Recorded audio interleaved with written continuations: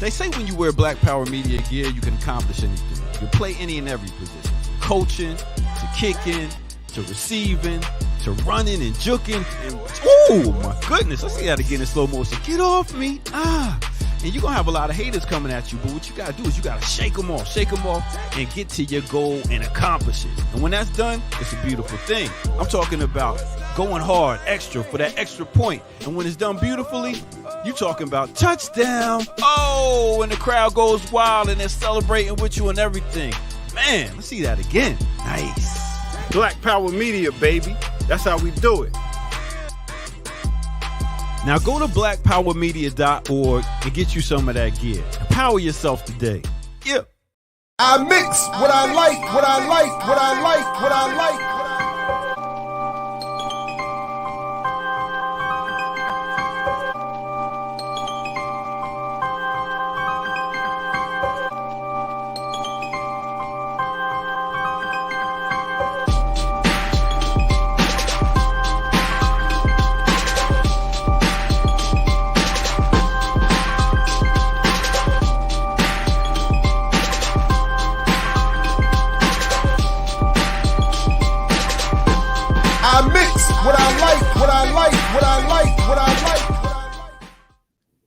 What's up, world? Welcome to another edition of I Mix What I Like live right here on BPM. I'm Jared Ball, very happy to be your host. Please don't be alarmed that it's not Guerrilla Intellectuals University.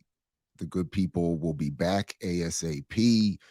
It's really just an issue of when you team up with, when you team up with the Avengers, it just happens from time to time that people get called to other parts of the universe to save them. So that's what we've done here with GIU. I teamed up with the Avengers and they get called off to go save other universes. And, you know, what did Captain Marvel tell him when they asked where you been? She was like, "You're not the only universe." So Dr. James, Dr. Jones, Dr. Changa, the people's PhD, they will all be back ASAP with news and updates and stories to tell and pelts, notches on their belts. So in the interim, I'm going to hold it down.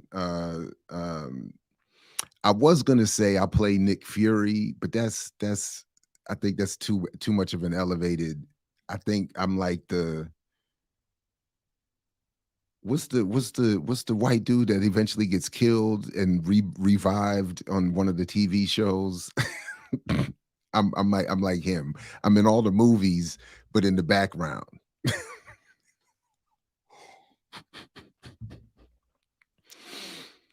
Anyway, so what I did do, though, is gather up some news stories that I thought we could go through. And if anyone in the remixing community who's here wants to join me, they're more than welcome. If they have anything they want us to talk about, they're more than welcome to share. And in the interim, I'll just hold it down as best I can until the remix comes back tomorrow. And tomorrow might be packed.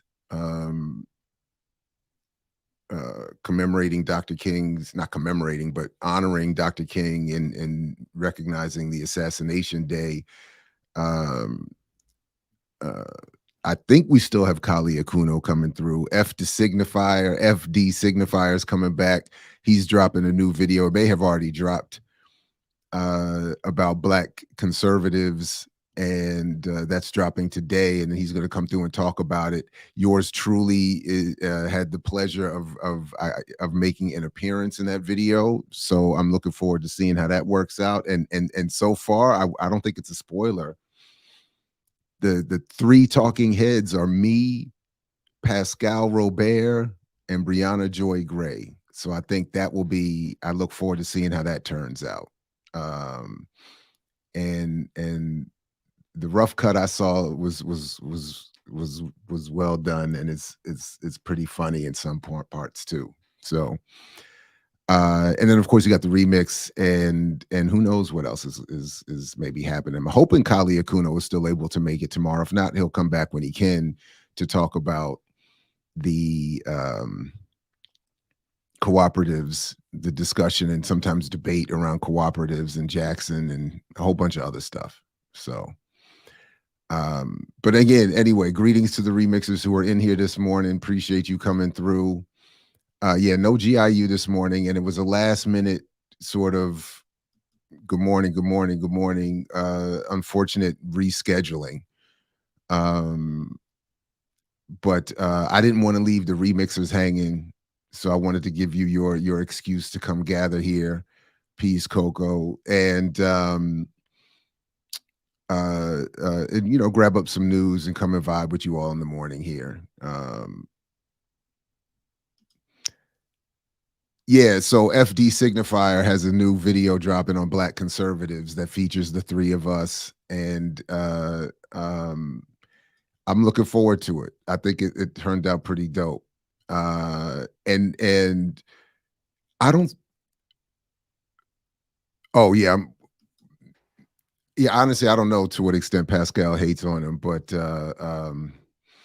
somebody, by the way, speaking of which, you know what? Let me share this with you real quick before we get to this, because somebody, speaking of that, left a critical comment about what I did the other day, and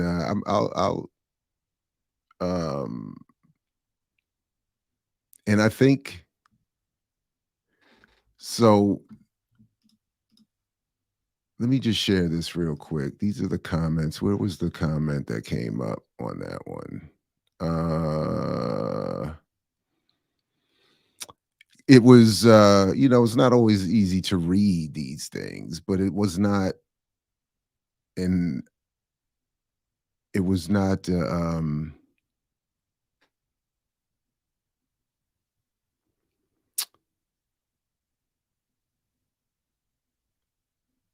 it was not an entirely incorrect. I thought it was right there. It was more or less recent. My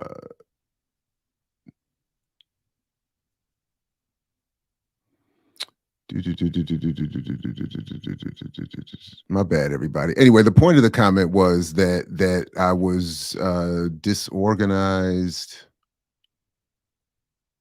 as I am now. Disorganized. I guess it's where was that comment? Anyway, that just more or less about my disorganization in the presentation of the thing there, and I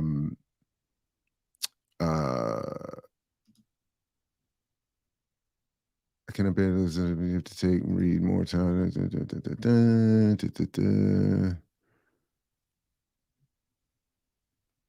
Told my children.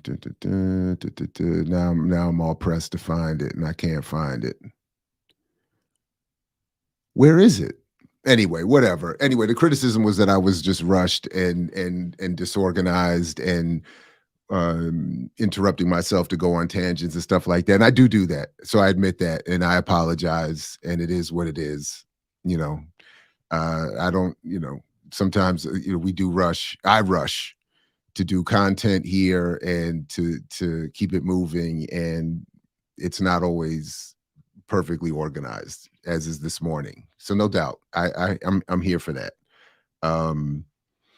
But it's also the way I think and the way I engage in conversation. So rather than when you tune in sometimes, particularly to my show, you should think of it more as, hey, I'm going to go check out a conversation with Jared, as opposed to a presentation from Dr. Ball. You know, it is sometimes disorganized and all over the place. So I put some notes together in an outline and do the best I can real quick. And, but it is, but I just wanted to acknowledge that is true. And I'm aware of it. So anyway, no, I appreciate you. No. Thank you all very much. I appreciate that. But I do recognize that it was a good, Thank you very much. All right. No, thank you all for being here. This is, no, I appreciate it. It was just one that stuck out, and I thought it was a good one. Some of the criticisms are whack, but that was a good one. Okay. So, as I said, I did try to pull a couple stories together and, that we could go over here a little bit this morning. But one that I wanted to start with was, actually, I wish I had. Maybe I should go back and rewatch it, and maybe we should have more of a full-fledged discussion of it. But the new documentary, come on, the new documentary. Oh wow. Which I can't even, there we go.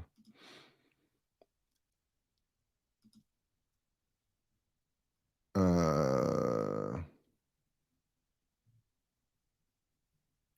right, I'll just show this here. It's a new documentary about ReggieJackson called Mr. October, or Reggie, I'm sorry, it's called Reggie. And I don't know if any of you have seen it, but I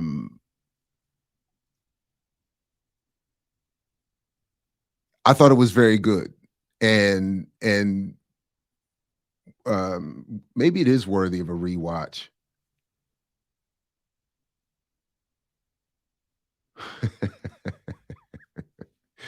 No, I appreciate that's funny. I appreciate that. Yeah, so growing up in the 70s and 80s, ReggieJackson was a big name, even if you weren't a baseball fan, obviously. And what I liked about what I liked about the documentary was that he was apparently far more of a race man and politicized than I remember or was aware.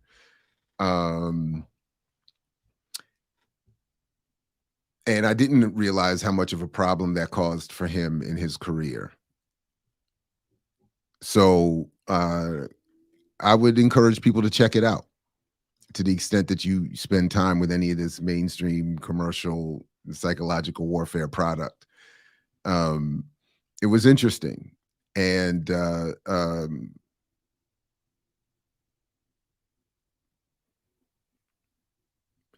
also infuriating in the sense that, he sits down with a couple of luminaries, including Hank Aaron, and you just get reminded of how much.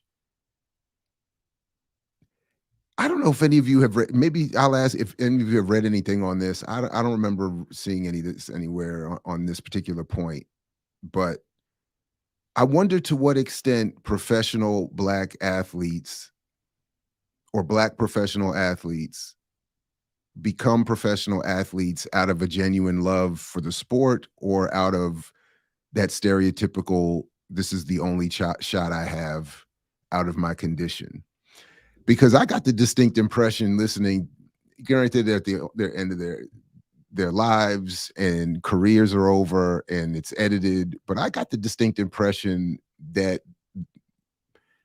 Hank Aaron and others were like, I don't even really care about the game. I just have no other shot. or their love of the game being destroyed by the experience of being black in the sport. I'd be interested to learn more about the discrepancies there. But anyway. Oh man, is their site down? All right, I'll see if I can come back to this story later. Because there was an interesting story about the metaverse that is dying, apparently, but that okay, here we go. That I thought was interesting here. And it could be a little bit of an adult graphic attempt here. I'm not sure what they're trying to pull off here, but just maybe a slight trigger warning, but I don't know. Because as Ad Age reports, Magnum has a problem with the metaverse. You can't enjoy ice cream there. The brand's short film from Lola Moulin Low will appear in Decentraland's Metaverse Fashion Week. For all the hype around the metaverse, it's lacking in its certain joys, like tasting food. Now Magnum's latest campaign leans into the IRL pleasure of eating ice cream. The campaign by Lola Moulin Low centers on a short film running on Magnum's social media channels with the hashtag not available in the metaverse. It focuses on a virtual world avatar who puts on reality goggles to escape to the real world, where she encounters a Magnum ice cream bar, though this delightful discovery can't quite be consummated.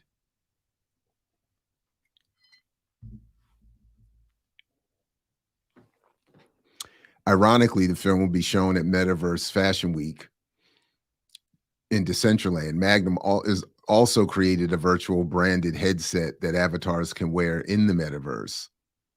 Those who wear the free virtual accessory on their avatar will also get a discount to use toward a real box of Magnum ice cream bars.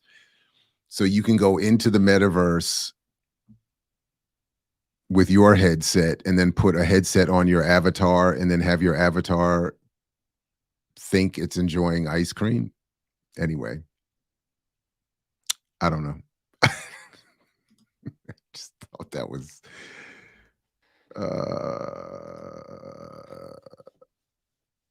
oh wow, okay, right on. Thanks, Kevin.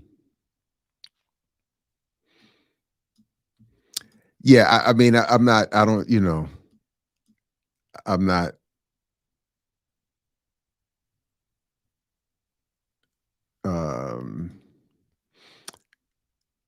my guy back, I can't help to think if he owned a team or if the Yankees still wanted him, his documentary would be so racist. Oh, probably. Yeah, that's right. That's a good point. The Yankees didn't want him anymore. They said that he, according to him, it's because he spoke up too much, even in his attempt to work with them in a post-player career.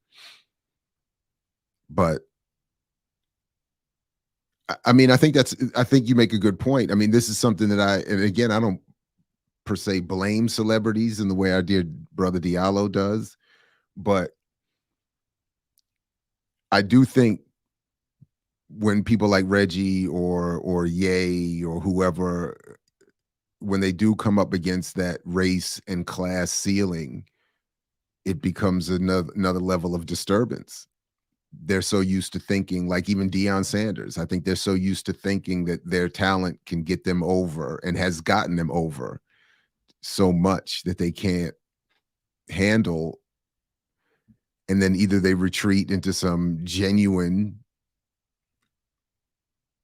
you know, radical blackness or some faux version like we see with that I think we see with people like Byron Nelson and whoever who only become black when there's some barrier to them adding to their wealth, their personal wealth.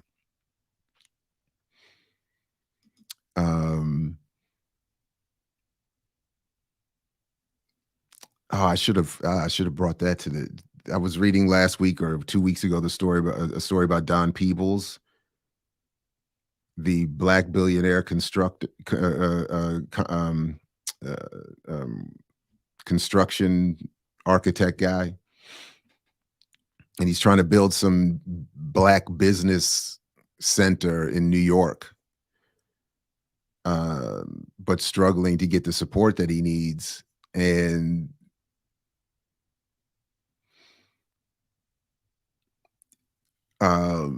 so it's this push to create this Black business district or center or business building or something like that.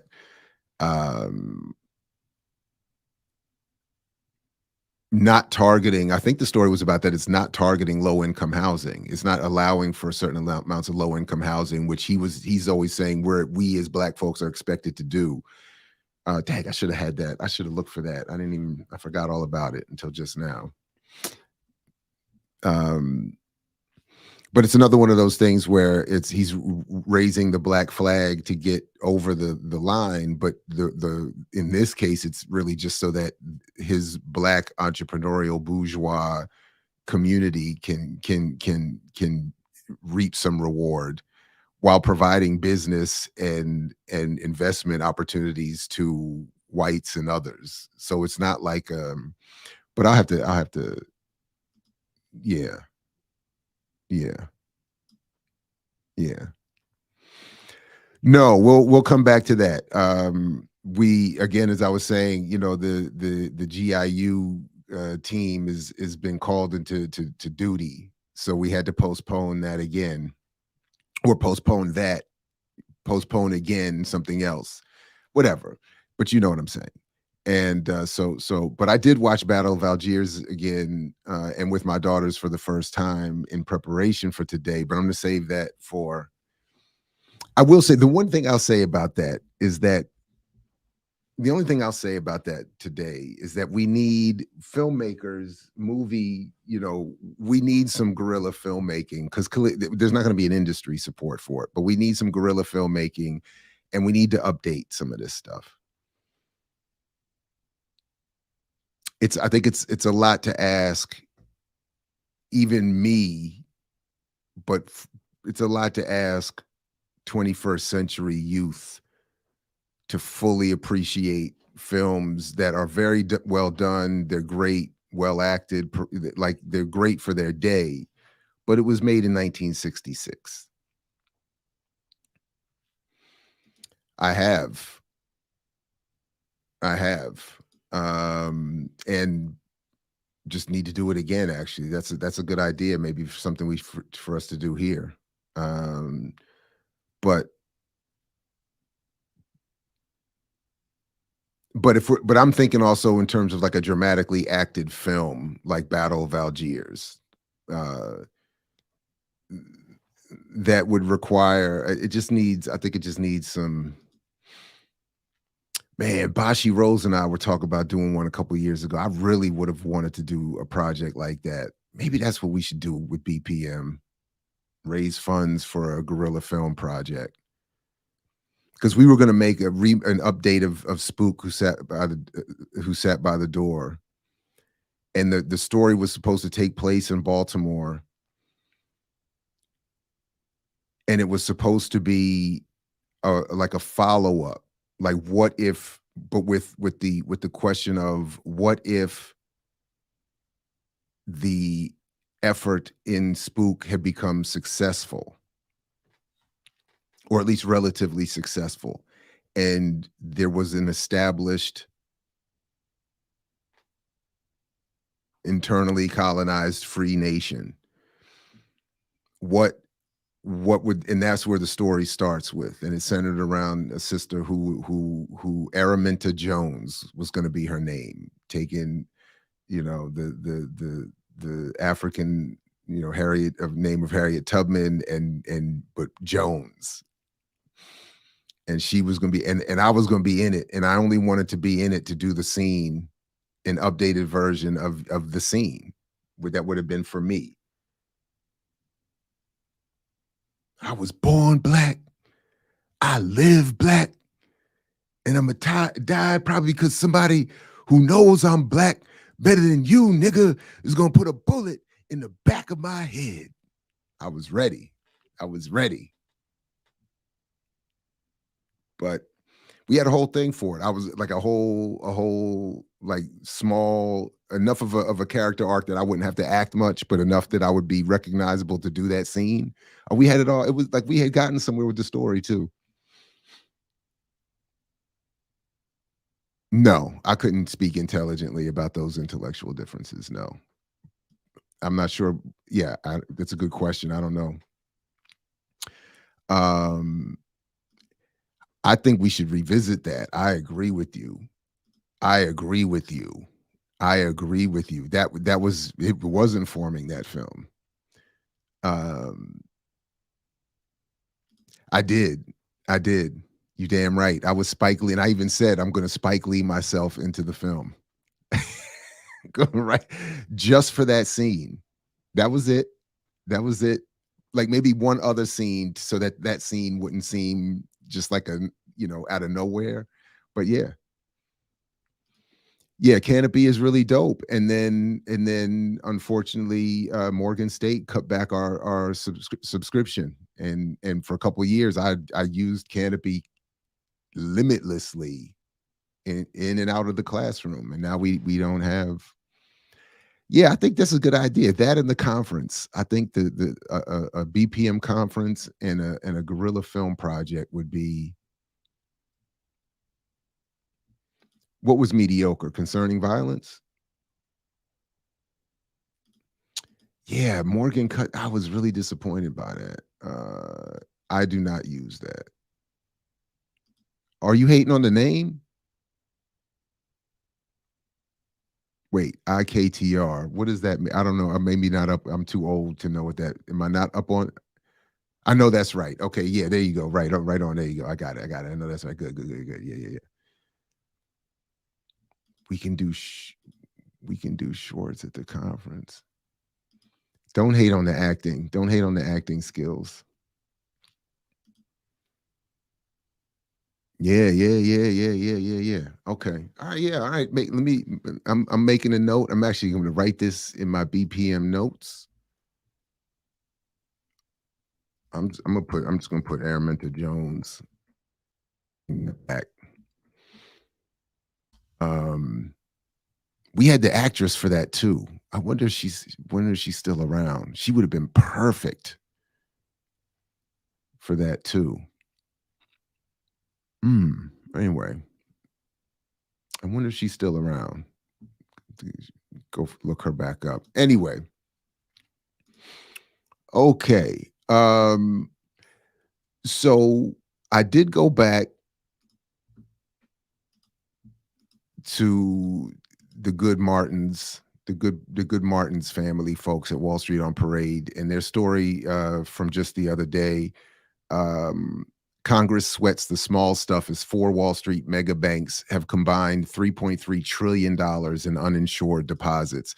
And it's funny because I just went back and watched the 2011 film Too Big to Fail about the 2008 crisis, which was a pretty good reenactment of the mainstream narrative of what went on. And even in the mainstream narrative of what went on, you see how the biggest banks were basically forced to take capital infusion from the federal government on the promise that they would loan that money out to uncrash the crashing economy. And they didn't do it. And it just allowed for greater bank consolidation. And as the film ends, 10 banks rather, and this is in 2011, controlled 77% of the deposits in the United States. And one of the issues that came up in the film was the foreign investment in these banks and what that really meant as a threat to the U.S. economy if foreign investment were to go away. Because as this article in the Martins talks about, all of this is backed ultimately, well, they say by the confidence in the U.S. government and the state to survive and pay its debts. I would want to add in confidence in the U.S. military to destroy and crush any real threat to its economy.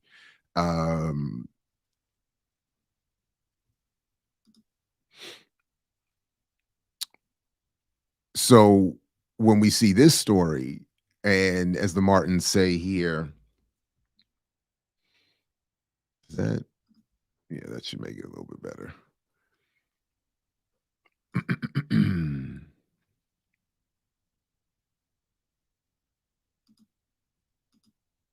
I mean, does that make, yeah, sometimes it makes, anyway. Silicon Valley Bank and Signature Bank represented the second and third largest bank failures, respectively, in U.S. history.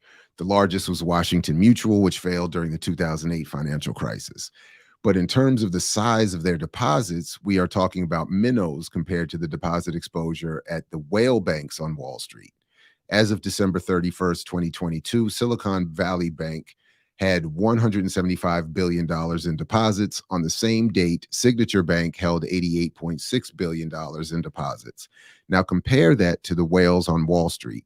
As of December 31st, 2022, this is where deposits stood as the four largest banks in the U.S., all of which also have large risk exposure from their extensive trading operations on Wall Street. The data comes from federal regulatory filings known as call reports. JP Morgan, 2.15 trillion, of which 1.58 or 0.58 is uninsured. Bank of America held 1.9 trillion, of which 909 billion were uninsured. Wells Fargo, 1.4 trillion, of which 721 billion was uninsured. And Citibank, parent group Citigroup, held 777 billion in deposits in domestic offices, of which 592 billion were uninsured. Citibank also held a staggering 622 billion in deposits in foreign offices, of which potentially nothing was insured, according to a current law in rulemaking. The Deposit Insurance Fund, DIF, protects depositors in U.S.-based federally insured banks up to $250,000 per depositor per bank. It is funded primarily through quarterly assessments on insured banks. Ultimately, FDIC insurance is backed by the full faith and credit of the United States government. No one has ever lost a dime in an FDIC protected deposit in the U.S. According to the FDIC, the Deposit Insurance Fund held $128.2 billion as of December 31st, 2022, while the total of domestic deposits tallied up to 17.7 trillion. This would not be the first time that Citigroup's Citibank has put a gun to the taxpayer's head with the reckless way it does business. Sheila Bair was the chair of the FDIC during the 2008 financial crisis. In her 2012 book, Bull by the Horns, Bair makes an astonishing revelation about Citigroup. Despite the trillions of dollars in revolving loans and capital infusions used to prop up Citigroup during the 2007-2010 financial crisis, its federally insured commercial bank, Citibank, actually held only $125 billion in U.S. insured deposits, according to Bair. As it turns out, the bulk of Citibank's deposits were foreign, and a large part of those deposits were not insured or had low insurance amounts. Had this foreign money decided to run for the exits on fear of a Citigroup collapse, the FDIC might have been looking at just a $125 billion problem, but the rest of the financial system was looking at $2 trillion on the books of Citigroup, $1 trillion off the books of Citigroup, and trillions of dollars of derivative counterparty agreements. In her book, Bair shares her belief that Citigroup's two main regulators, John Duggan, a former bank lobbyist who in the lead up to the financial crisis in 2008 headed the Office of the Comptroller of the Currency of the Regulator of National Banks, and Tim Geithner, then president of the Federal Reserve Bank of New York, were not being forthright with the public on Citigroup's real condition. Oh, really? Geithner failed up to become U.S. Treasury Secretary under President Obama. Geithner is currently president of a Wall Street private equity firm, Warburg Pincus. John Duggan is currently chairman of the board of directors of Citigroup. You can't make this stuff up. No, that's great. That's great. So anyway, I just thought that was another fascinating look at, you know, a more or less mainstream look at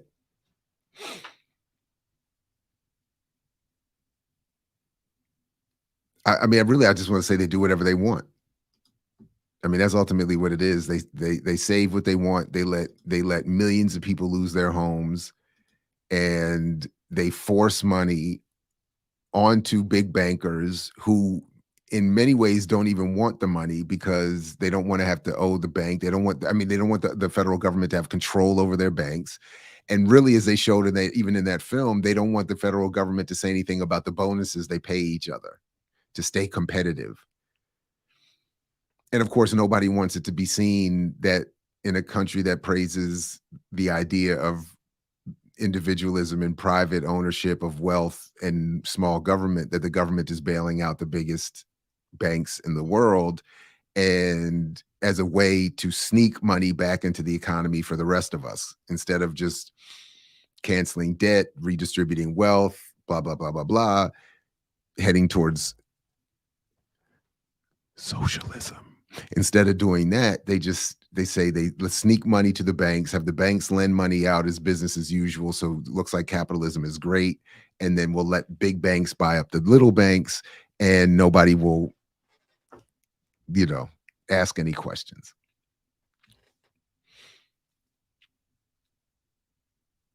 Exactly. They force money that don't exist, but only for the capital. That's exactly right. Oh, Adam Smith explains this very well in Wealth of Nations, in the small section called of the Origins of Money. He explains it very well. Money is simply a mechanism to manipulate people into behavior they would not normally engage in. It's force without arms. How do you make people engage in trade if you don't have anything they want from you? You take over the natural resources, develop a currency through which to exchange for those resources, and then force people to, through force of arms, use your currency. And that's one of the main reasons why I keep saying, especially to all the cryptogandists, that stuff is never going to work, and you're not going to replace the US dollar without war. My humble 2 cents. So that's my quick answer to that.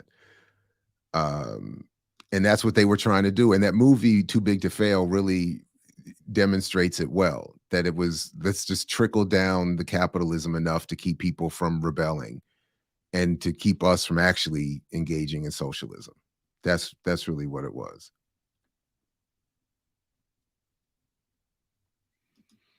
What do you mean how money is created? It's created through exploitation and violence. But if you're wanting to make a point, just make your point. I don't know if you need to walk me through a test or a quiz. Just make your point. But that's what I'm, you know. But that's what I'm saying, that it's a way to manipulate people without the overt violence. I did not see Brazil and China's new trade agreement. And if anybody wants to grab a link, I'm happy to read through a summary of it with you all now, or Coco, if you want, I'll drop the link. You can jump on here and break it down for us if you want. In fact, I'm gonna just go ahead and do that. Just drop the link in the chat. And if you want to jump on here, but anyway, I'm happy to, but no, I'm not aware. No, I hear you. I mean, I don't know. I mean, I hear you. I don't, you know, but if there's a point you want to make, please just make it. Or, you know, now this is correct as well. Wealth is created by laborers, both paid and unpaid, of the working class. That's right. Yeah. And I guess what I'm just saying is, what I'm trying to say at least is the measurement of that exploitation is in the currency that's imposed to give that exploitation a certain material value or a way to manipulate it. Well, wake up. It's like, I'm just playing. No, but I'll definitely look into that, and maybe we can get into that on the remix tomorrow or later. What do you think of the multipolar world? I think we do need we need a multipolar world. We just need to be one of the polars or one of the poles. No, I'm just playing. Initially, that was always how I understood, at least the Black struggle here in the United States, that we needed to encourage multiple poles so that we could weaken this one. You know, and this is why, you know, this is why I just keep drinking so much soda, because I don't want to be like the reverse of that and help prop up this one US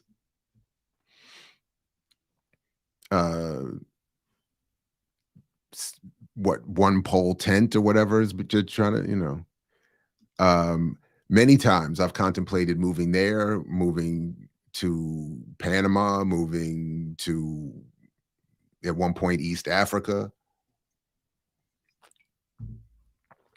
The real problem that I have is that, and this is where I feel, speaking of Cuba, Che, more than any, you know, like I get that the revolution has to be expanded, otherwise there's nowhere to go.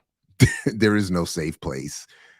ZZ Lion Dad, thank you very much. 1954 Salt of the Earth is a good radical film of unions. Show a clear picture of domestic wives' role. Wow, I have never seen that film. Thank you for that. Hold on, let me, Salt of the Earth, let me add that to the list. I have never seen that film. But this is what I was saying when we did watch Maytwan with the girls, which is even more recent than that film. I felt the same thing. Like, we need some updates on these films. We need some guerrilla filmmaking. We need to figure out, like these iPhones take really good film. Like, the technology is available. What we need is the time and the production crews, like that kind of, we need to, and the space to do it. And even with editing platforms, there's a lot we could do without Hollywood budgets. But at the same time, the reason those Hollywood budgets are long, I used to say, well, I still say it, like, in classes, like, if you read, one reason I like to look at the credits of a film is not just to give individuals their due credit, but to see, like, look at how many people are participating in the production of that film. Those credits will go on sometimes for 15 minutes of a scroll of names. That's, you know, so to compete with that is going to take some other kind of effort, but I think things can be done. And I think at BPM we can target that as a project. This is another good idea. I haven't checked Discord in a minute either, but we should get a radical films list together as well. I actually been working on one for the household, so I have a good list to contribute, but we do need to update that. Anyway, okay, I'll come back in a second. So then there was this, well, I'll end on that one. So let me stick with this anti-soda theme for a second. And because this was something I haven't been paying enough attention to, but KamalaHarris finds new connections in Africa as a historic figure.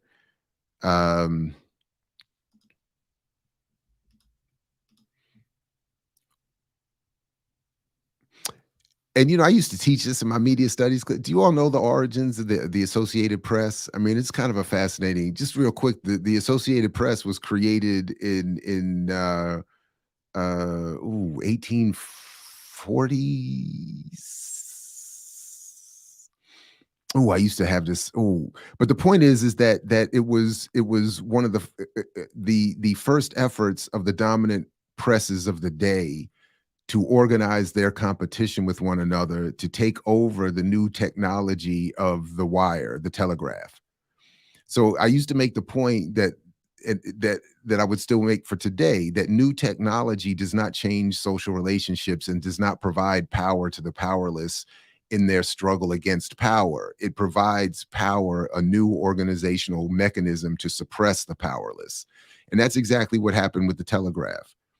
So the elite presses of the day got together so that they wouldn't have to compete with each other for access to this new technology. They created the Associated Press as an entity that would benefit all of them. And that's why the Associated Press, even up until relatively recently, has maybe even still more than we realize, a tremendous influence on determining or setting the agenda for the national news discussion.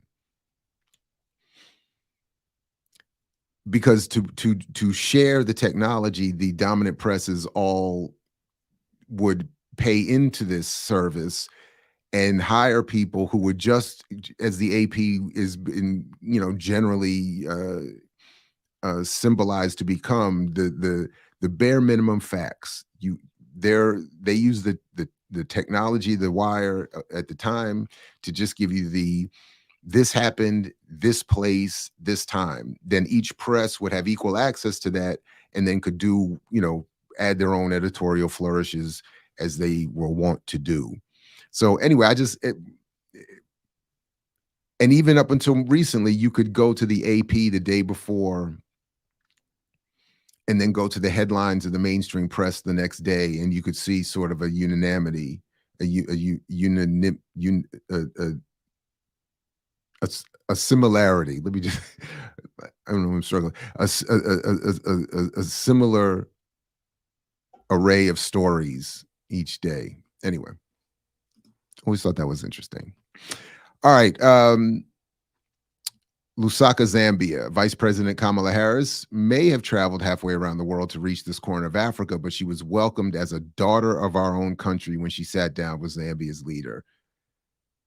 And I'm not going to read the entire thing, but a couple of things I thought were interesting here is that, I mean, clearly it's about expanding business and U.S. interests and all of this stuff. They gave her Born on Tuesday, a con name, and all of this, they do all of the, and you can just, for any of us who have been to the continent, obviously there are these wonderful moments of Pan-African returning and genuine moments of, but if you're not careful, you can end up very easily in the commercial version of that, where everything is brother, welcome home, now buy my stuff, and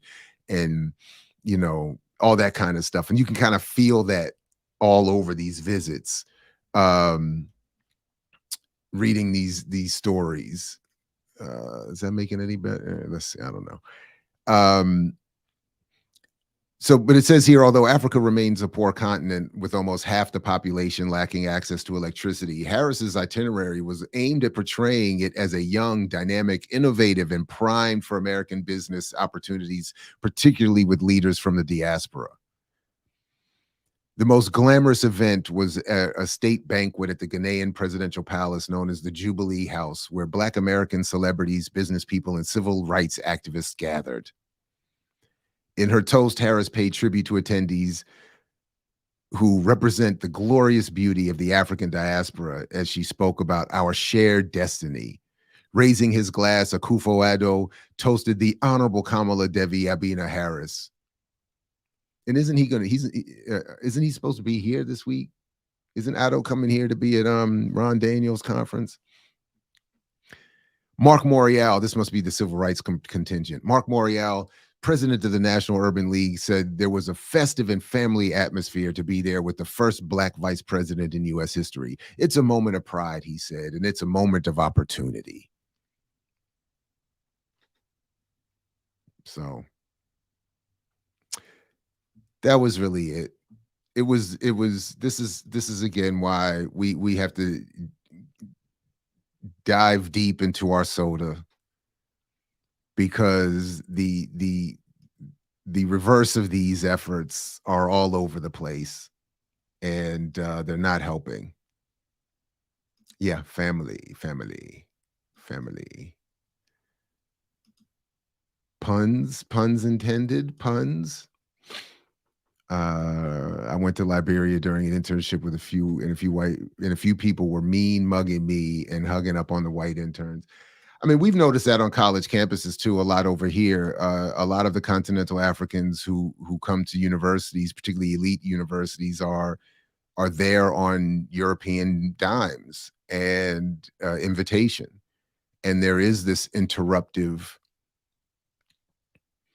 I remember in grad school, we went to a party one time and we were trying to build with these continental Africans who had been brought to Cornell. And we went to a party and it was being hosted by their white sponsors. And it just created all of this tension.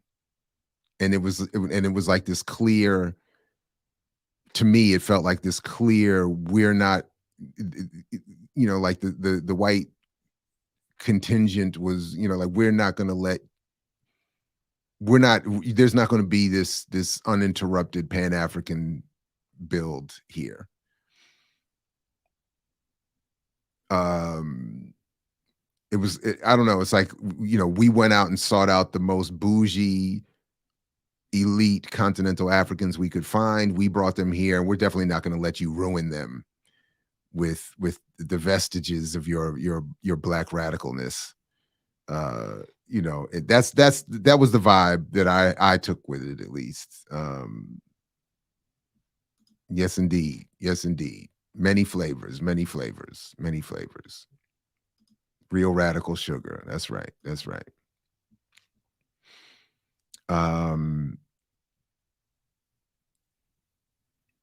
So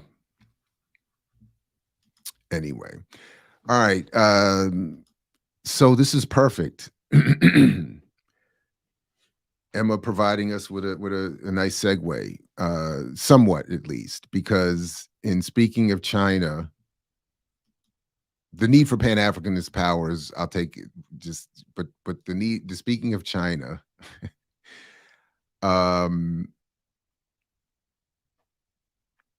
where should we start? Let's start with, I was watching the good folks at BreakThroughNews, and let me play this little clip from one of their recent discussions about about China and TikTok and the hearings. And then I found something pretty interesting to add to this. But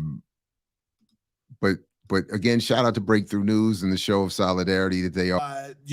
BPM during our censorship and during the showing of Two Blacks co-produced film on the Pendleton 2, which everybody should go check out and support.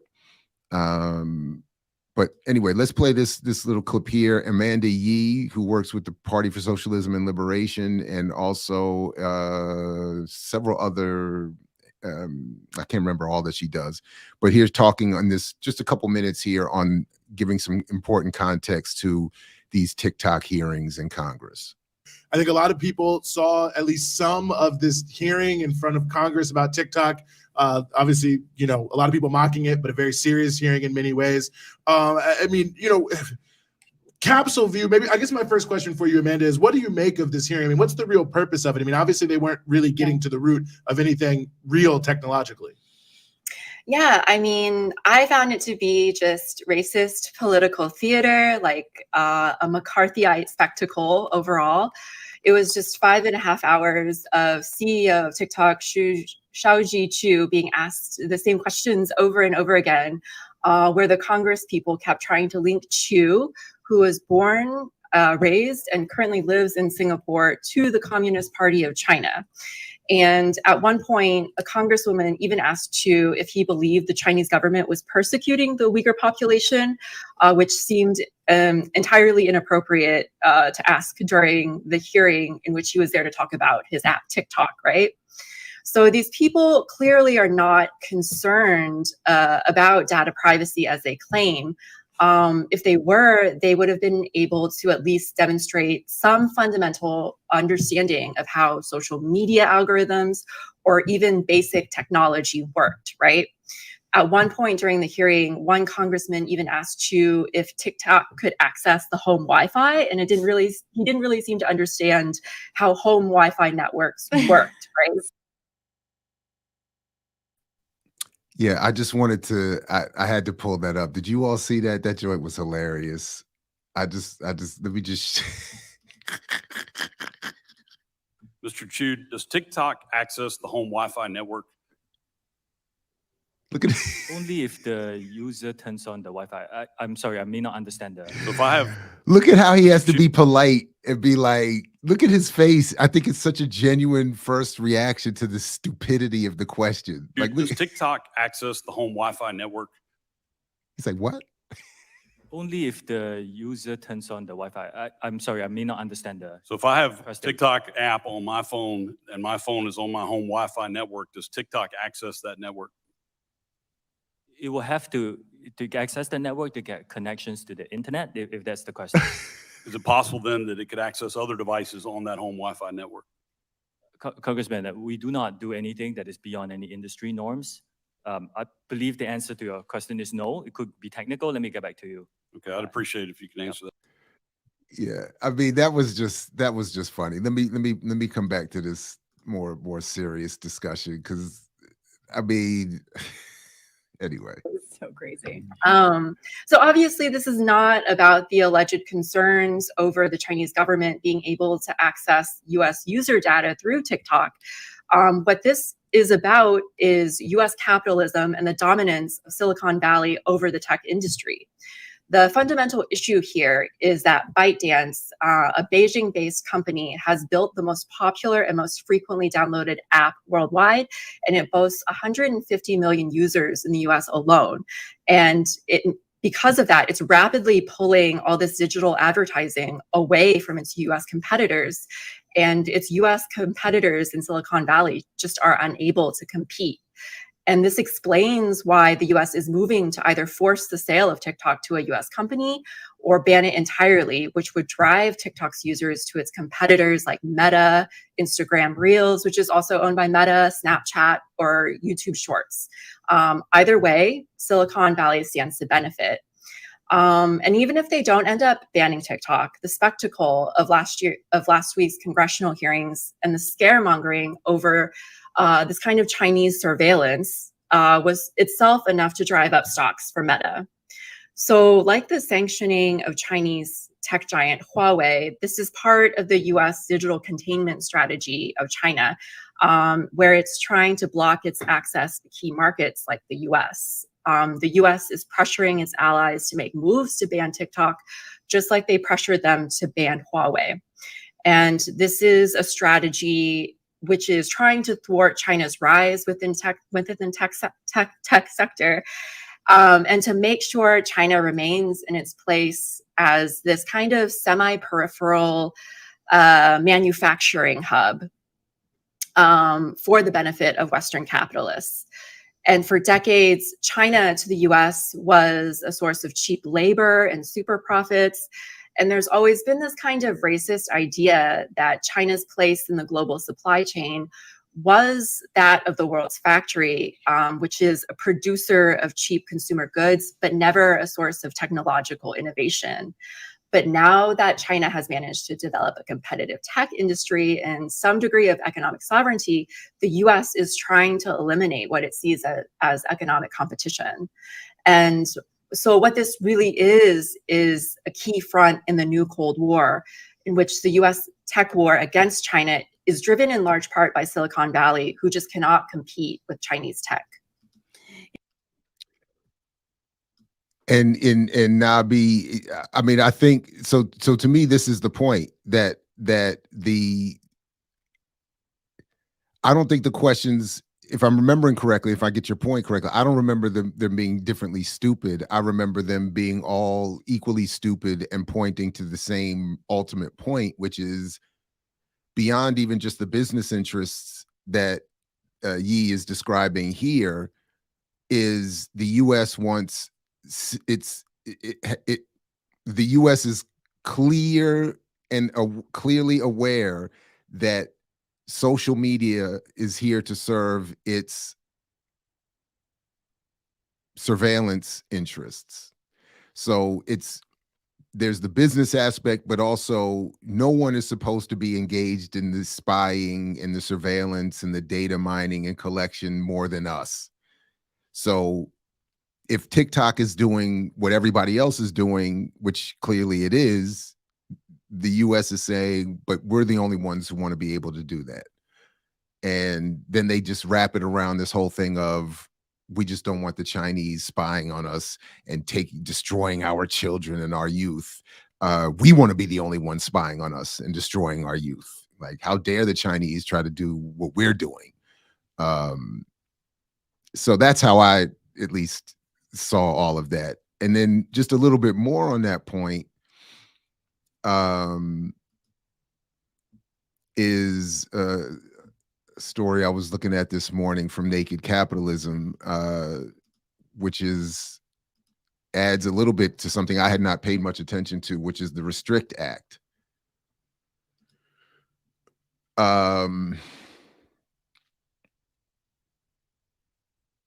Which they're describing as Patriot Act 2.0. And just to not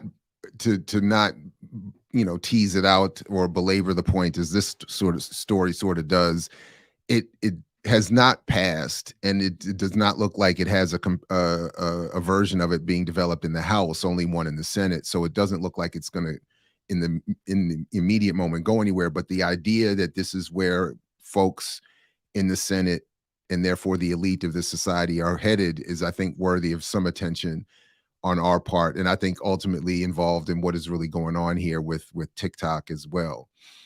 So as they write here, the Restrict Act is still in play. So let's look at some of the major elements of its awfulness. It does not mention TikTok. The bill instead targets, quote, any foreign government or regime determined to have engaged in a long-term pattern or serious instances of conduct significantly adverse to the national security of the United States.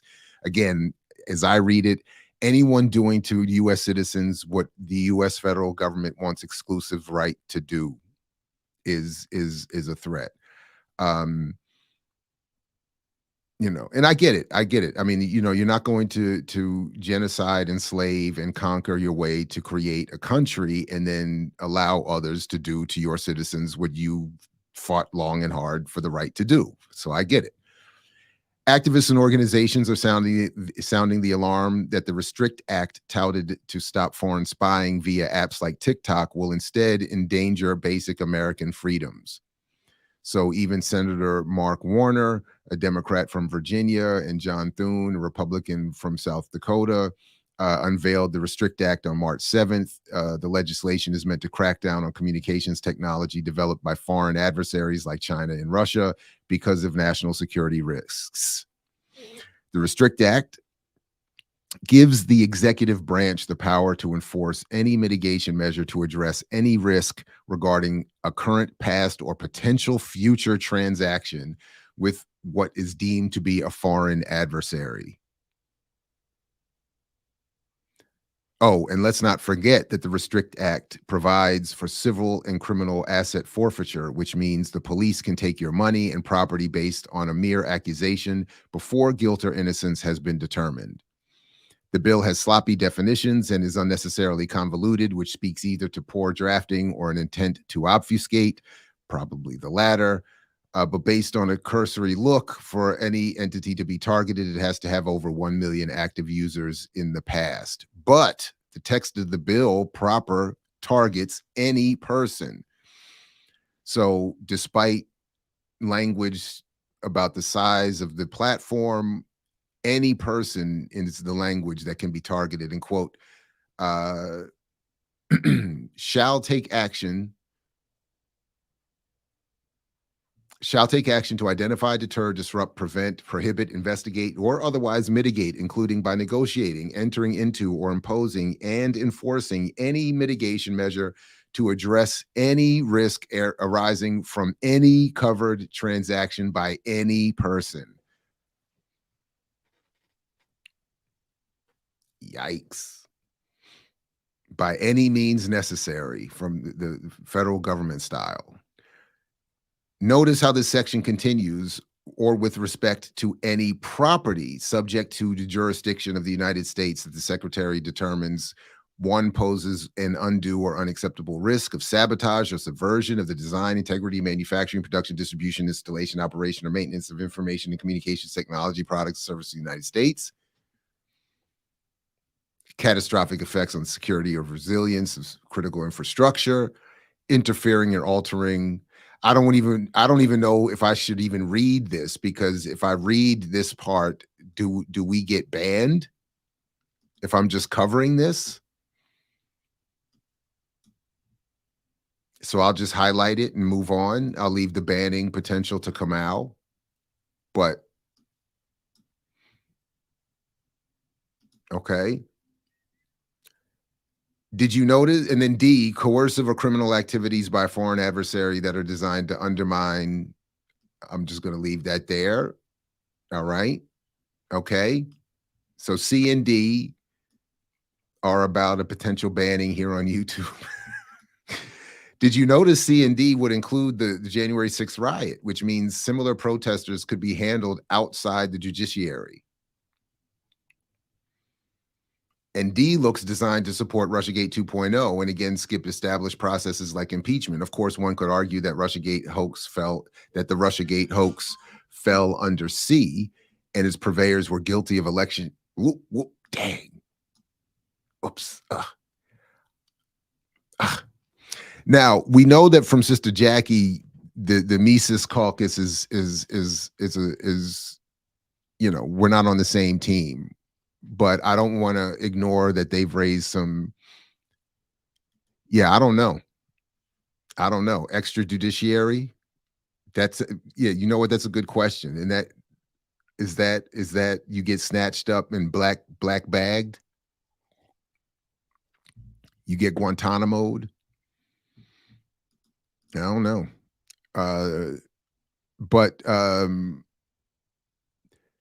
But Mises raised, some interesting, the Restrict Act is not limited just to TikTok. It gives government authority over all forms of communication, domestic and abroad, and grants powers to enforce any mitigation measure to any risk. So what happens if you're designated a national security threat? What can they then access of yours to confirm it? Everything. Notice the preemptive attack on quantum encryption in there too.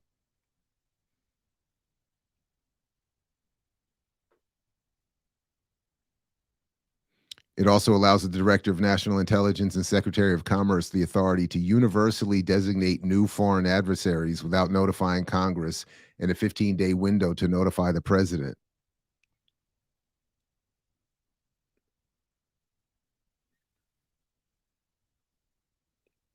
Foreign individuals can now also be U.S. citizens that they are deemed a national security threat. So if you're deemed a national security threat, you're put under the foreign individuals category, apparently. And then the bill grants authority to enforce any action deemed necessary to mitigate the threat with no due process and few limits on punishments. Again, to the any person language. This is the Patriot Act for the internet. It gets even worse. If they find you in violation, they can put you in jail for 20 years, fine you $1 million, and seize your property. They can also deem any foreign government an adversary without informing Congress, and everything they do is not subjected to a FOIA.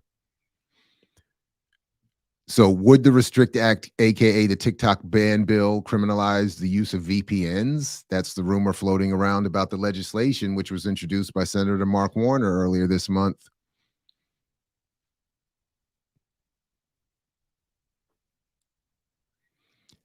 Even AOC, who has not been stepping too far from orthodoxy, cleared her throat to point out that the administration has never taken the steps to treat TikTok as a security threat, but suddenly expect Congress to accept it as such with no evidence, apparently because Chinese will do these days. Because Chinese is enough, it will do these days, yeah. So Politico describes how enthusiasm for the Restrict Act is waning. Perhaps the most encouraging sign is no parallel bill has been introduced in the House. In addition, Senator Commerce Chair Maria Cantwell, despite Biden administration backing for the measure, has not said she supports it and is calling instead for data privacy legislation. Ooh, that's gross. So fascinating. Fascinating. But that would also, all of that would explain, and probably more, why so much of the dominant narrative has been about the Chinese and TikTok and destroying our youth and this, that, and the third, and less about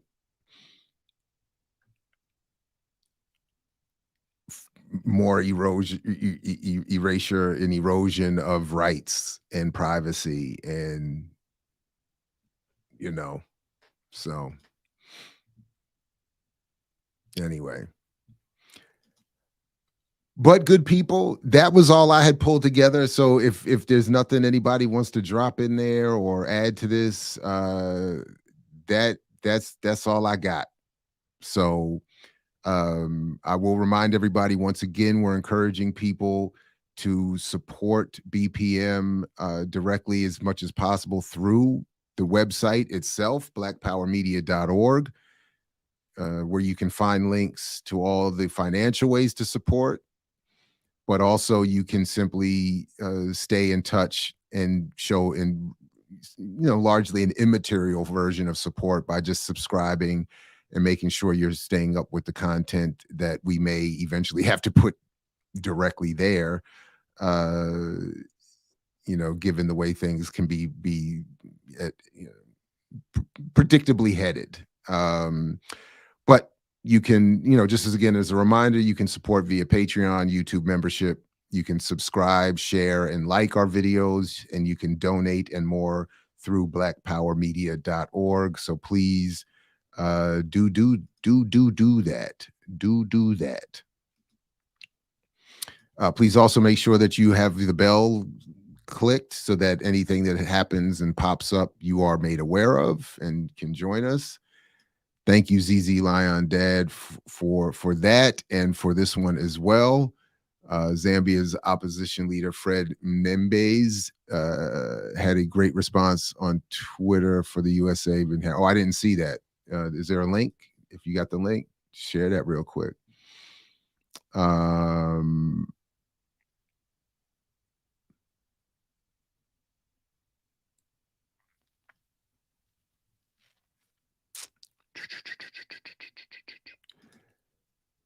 I know. I don't know.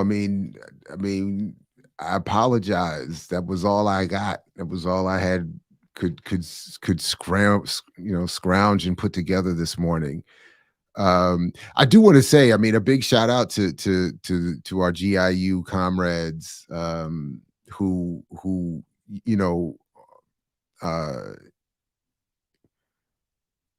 well, I have fun doing this, but it's always better when the Avengers have formed. But I'm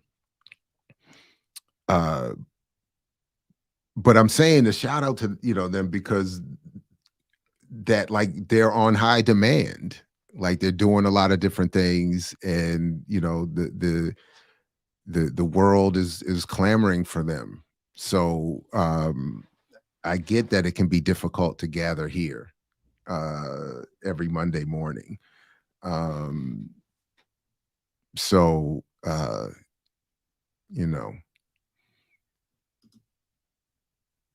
oh, right on. There you go. Shout out to WPFW, yeah. Link. So, but they'll be back. We'll be back. Things will continue to happen. And then, of course, you can go back if you missed it. Please go back and check out Warrior Class from this weekend, Sundays from last night.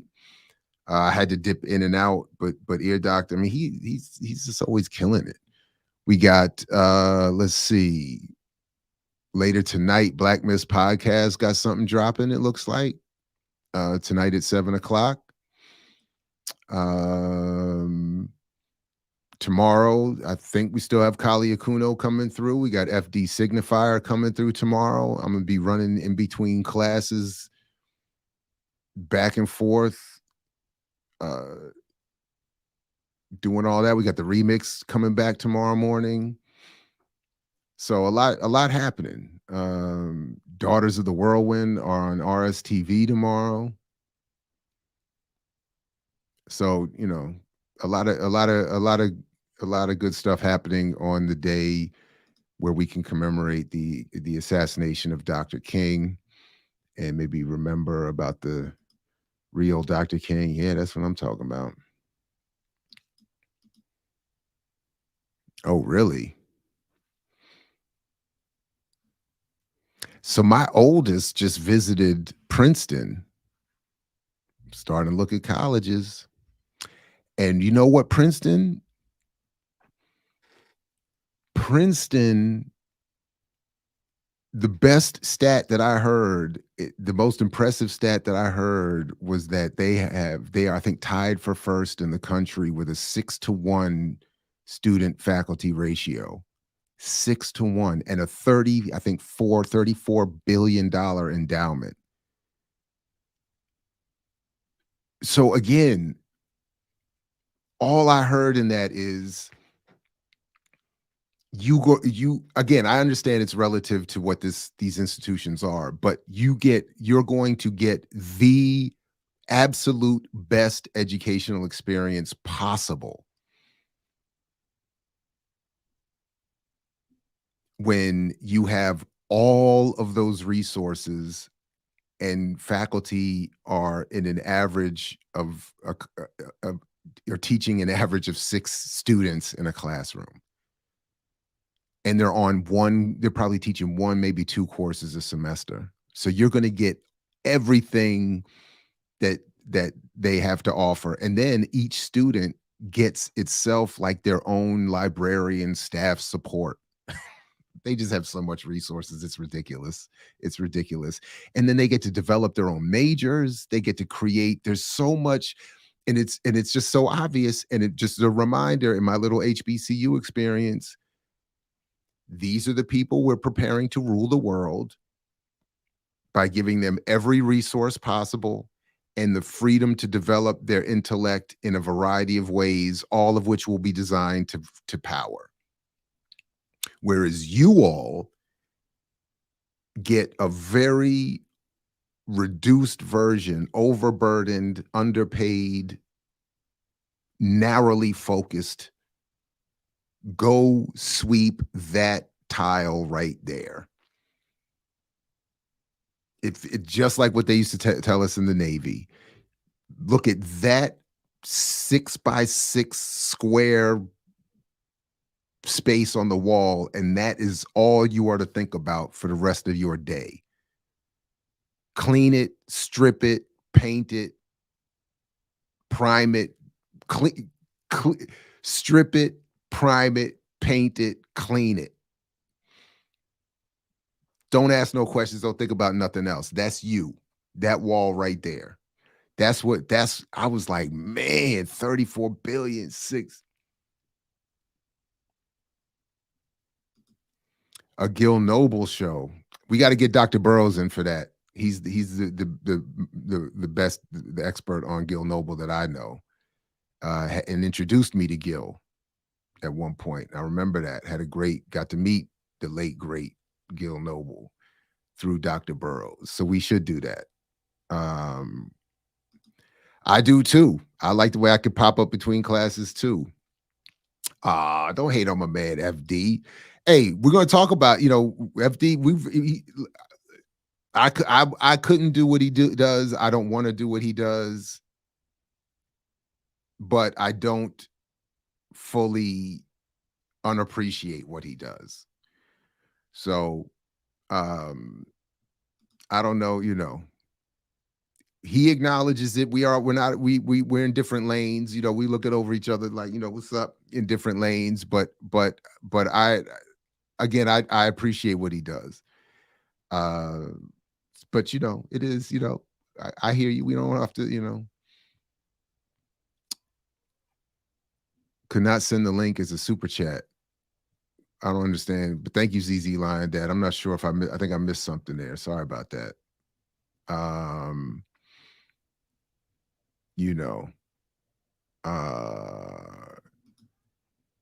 Princeton is mad expensive, but another stat for you, 80% of their graduates leave with zero debt. So obviously a good portion of that is because they target rich people who can afford it, but they also have the resources that help you pay for it. So yeah, I mean, look, I mean, I get it. It's the colonial outpost. It's the training ground for the next ruling class. But I heard that 6-1. I was like,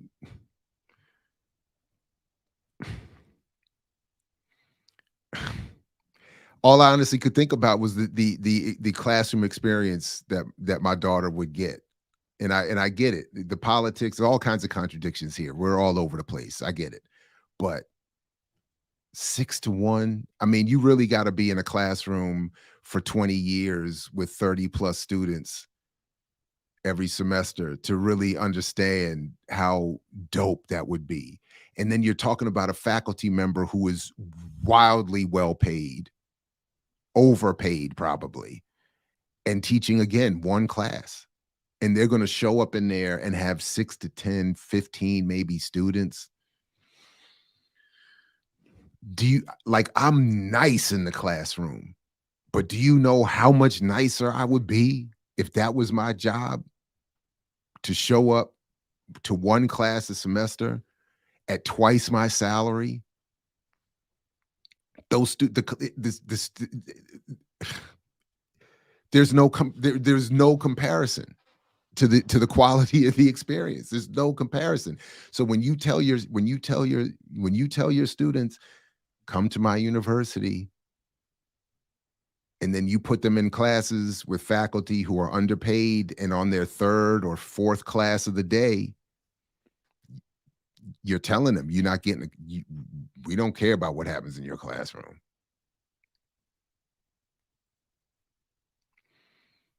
And that was the other part of it. You're right. They're exclusive, and that was the point. It's like, and it was another part of the comparison. Whereas some of us work in institutions that want to take in whoever they can get. When you have the privilege of being exclusive and you're only accepting 1%, the flip side of that is you want to make sure that they succeed. So you give them every opportunity and resource to succeed. It's like, once you're in, you're in. And you're going to get out of here with, I think everybody leaves with like 100-page book written. Everybody leaves with no debt. Everybody leaves, primed with a Princeton degree behind their name to get into the leadership. That's the point. Whereas, and theoretically, that's what you're there to do. You're not there to bring in who you can get to get their money and then put them in a situation where they get an inferior experience and are set up to fail. Look at this. Look at the 6-year graduation rates of other institutions and compare it to what's going on there. It's not serious. I've not interviewed Michael Hudson. I had been in touch with him, and it was a friendly exchange, but we didn't set anything up. And he's very busy, and he's got his own podcast, many other things. And at this point, I don't care anymore. Nothing personal. He didn't tell me no like others, but I'm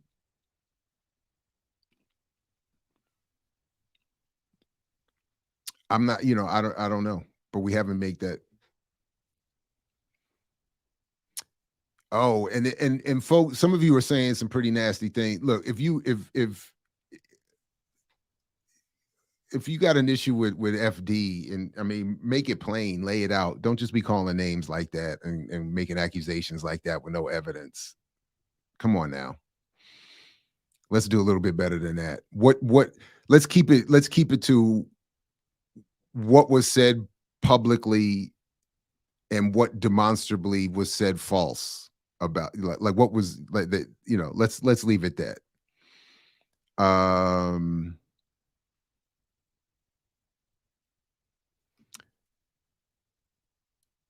Oh yeah. I don't know the work, to be honest. So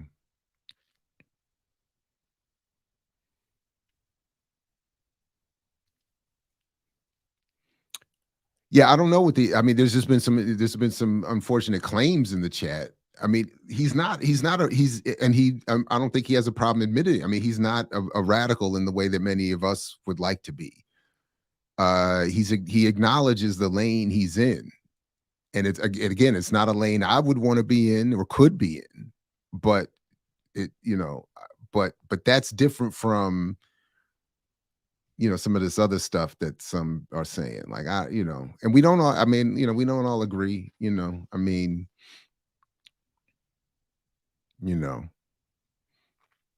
he got me in there and he got me in a video with Pascal. I think that's hilarious.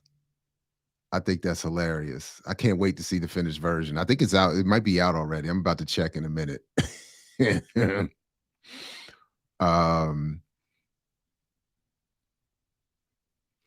And from what I saw, like, I don't know where folks, like, I admit I'm largely don't care, but I admit some curiosity. I don't know where folks are with me and like, and I don't watch enough of her show, but I feel like, do me and Brianna agree more? Do you all watch her on a regular basis? I feel like we might agree more than I thought. I don't know. Maybe it was this I don't want to spoil anything, but I think we might agree with more than I thought. That's interesting.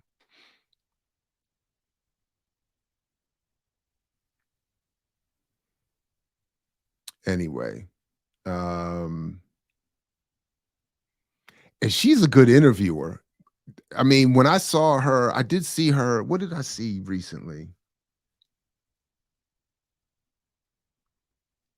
I can't remember.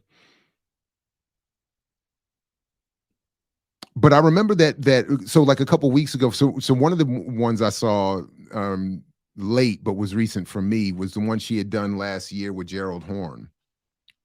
I think it was last year. And I think someone told me he didn't like it, but I thought she did a good interview. Again, from her point of view, I'm not saying I agreed with all of her analysis. I don't remember everything, but I just remember the way she went back and forth with him, I thought was well done. So and then the one I saw, what was I think I saw her one with Norman Finkelstein, and then I think there was another one more recently, but I think she's good.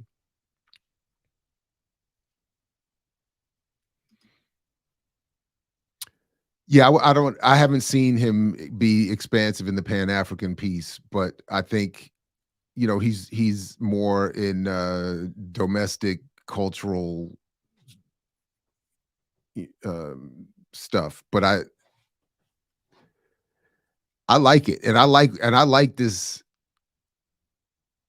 He's like, he does the criticisms of the manosphere and stuff like that, and I like what he did in this most recent video. Again, I think in spaces like this, we have to extend leftward some of the politics, but not everybody's going to do everything. And that's why I like working with this BPM collective, because I'm not going to do everything. None of us are going to do everything. It's good to get, but I don't see him as a problem that I think some of you might. I don't know. That's funny. Y'all rough. FD Signifier, very popular YouTuber.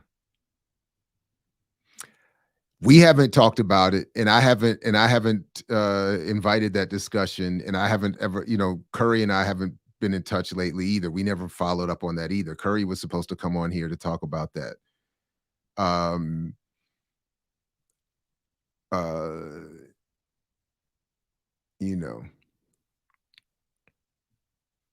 Yeah, I thought that was good. Yeah. Yeah, I'm there. We don't have to.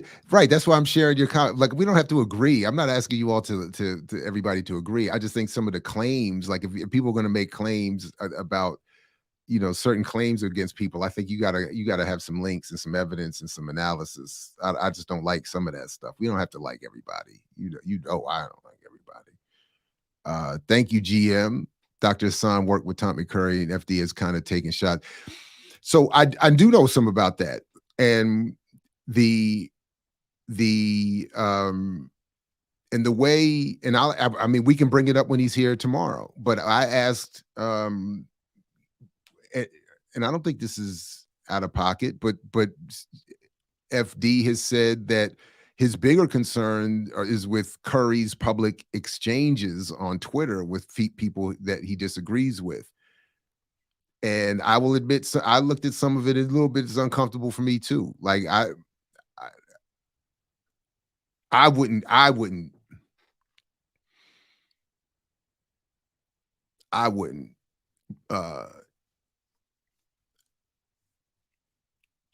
wouldn't sit up here and do all of that, or sit with somebody and let them do all of that. Like, we clearly have serious disagreements with people. We do as a platform, but I wouldn't sit with people and go in like, I'm not interested in all that either. But I'm not entirely sure what the disagreements are. And in fact, FD has said to me that he thinks, I mean, I think he was saying he more or less agrees with Curry's work. And it's more about the public disagreements. And Curry can get into it, man. Curry gets into it with some of these folks in ways I would never. I'm like, what? That is just, I'm not. And these days, the first hostile or threatening or the first wolf ticket you sell me on, you just get blocked. I don't want no tickets. I don't want no invitations. And I'm like, why are you talking to people like this out here? And I know he's different. I'm just saying I don't know his work. So I don't mean to, that's all I'm saying. So I'm down. I'm more or less down to rap with whoever. Okay. Right on.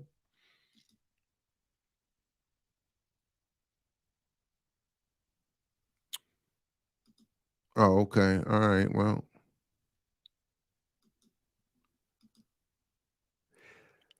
So yeah, I would agree with this from what I've seen. So, but what I have to be reminded is I'm just getting older, and a lot of folks that we see popularly on YouTube and other spaces, you know, admittedly, and I'm not sure about her in particular, but admittedly, like they would say, like they got radicalized right around or after Obama. And that's just a reminder. It's like when students, you know, started first in my classes years ago, being the first to tell me that my references to Biggie were references to the old school. And I was like, damn, Biggie's old school. So like, that's just where some of it is just generational. So, and I think that's just part of the process. I know there were people older than me who were like, oh, he'll get there. he just got here, but he'll get there. Oh, I even did a whole little video about it, and selfishly just to say that I told you, because Michael Hudson been on it for a minute. I've been telling people, and it was going back and looking at his super imperialism book, where I was like, if you look at it, and I didn't read it thoroughly in page to page, but even in what I did read in it, he's very clearly saying currency is backed by weaponry and politics. So this idea that the dollar is going to get replaced by, he wasn't saying this in that book per se, but it was clear that the idea that that Bitcoin is going to replace the dollar, and it's going to happen just by, and particularly when Black people are saying it's going to happen by Black people investing in it. Where's Hill Harper been lately, by the way, with his Satoshi investments? I haven't seen him popping up in my Roland Martin feed. Where's he been at lately? Has he apologized, or is he still running the hustle? But you're not going to Satoshi your way into overturning and undermining the US dollar. It's crazy.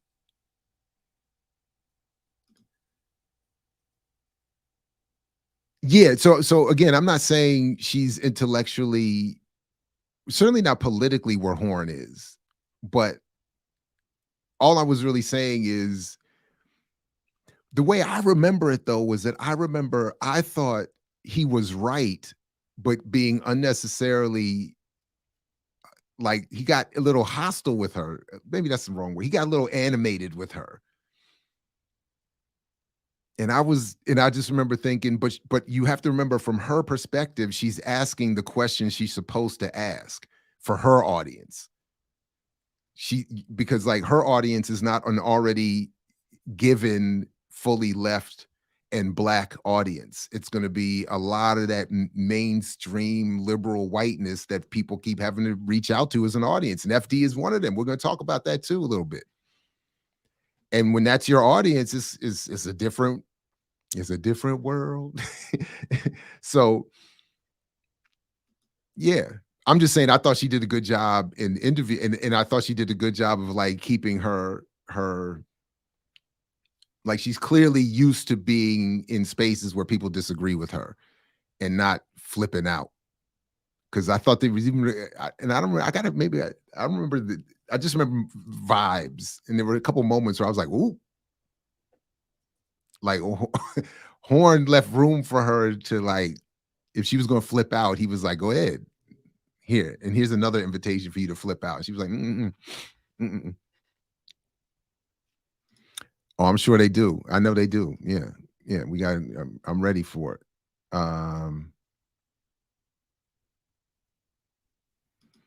Oh, I didn't see this. He went all the way over Kidology in England to tear her channel down when I speak to her, and had to be, really? I thought they did. I didn't watch it, but I thought that they did some collaboration. Uh-oh. So come through tomorrow. We can ask him about that. I did not see that.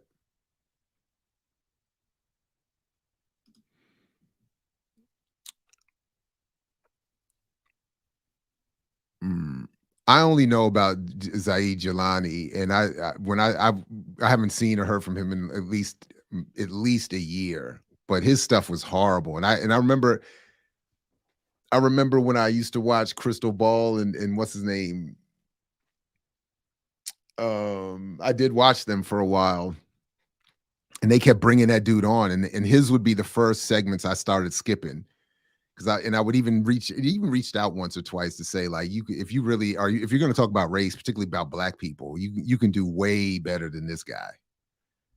And I thought he was a mess. So yeah. Oh well. I mean, and that's the other thing. Like, I'm not interested in talking to them. Thank you again, ZZ Lion. Bree is good. She falls short on the radical side. She does claim she falls short. I love the pushback on her. Yeah. And that's my thing. My thing is I'm only really bothered by people claiming to be radical or revolutionary and representing something else. And I don't get that from her. I get, and I also know, I also see when I like scroll or I see her show come up in my feed, because I am subscribed. I don't see her interviewing a lot of people I want to hear from, admittedly. But when I do watch, she's good.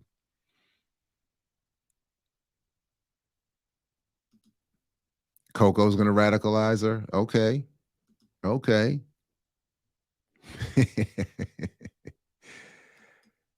Yeah, Tommy Curry's work is, but I did find myself getting a little uncomfortable when I saw some of his backs and forth on Twitter.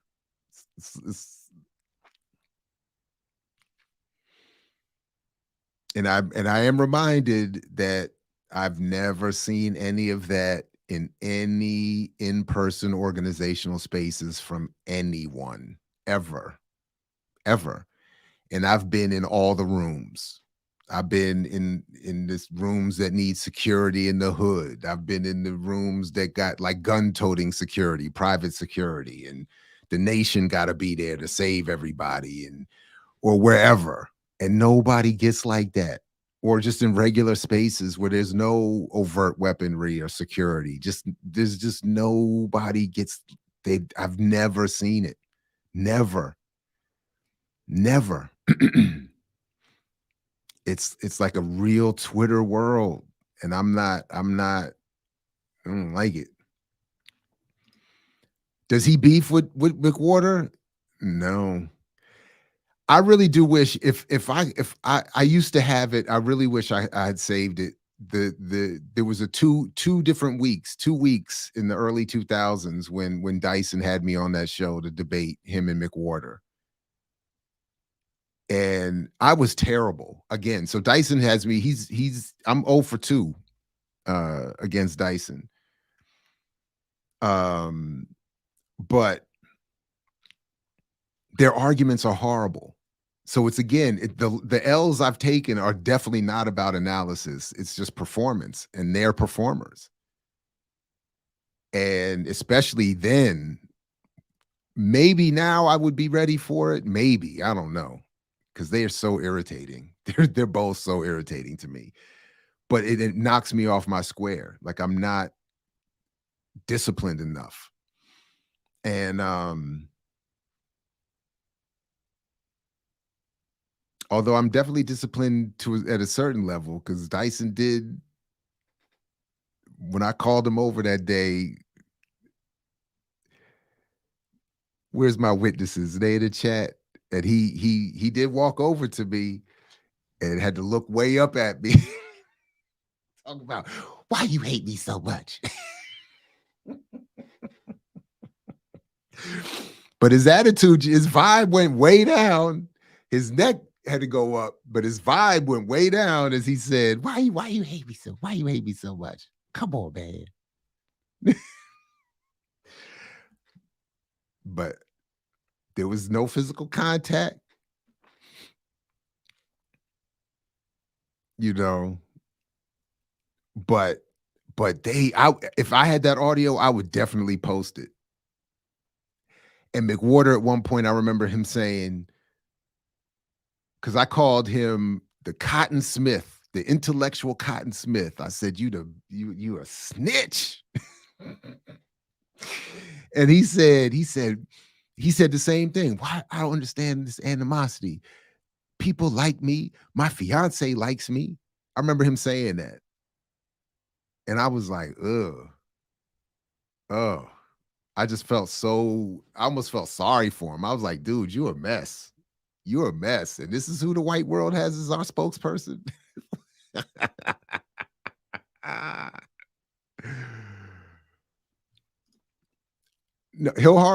Harper went to Harvard with Obama.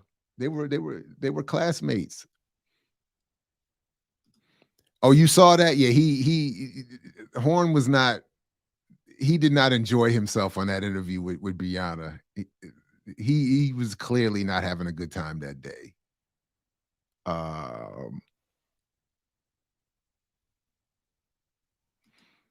No, but I wouldn't have watched that. I'm not interested in did they get into it? Is it recent? Maybe I'll look for it. I don't know. I'm not interested in, and that was my biggest problem. My concern with R.M. Brown is that he's like friendly with Anna Kasparian apparently now. And I'm like, he even at one point kind of evaded that little episode she had where she said, don't call me what did she say? Don't call me a person with a uterus or whatever. She was like, I'm a woman. And folks got at her a little bit.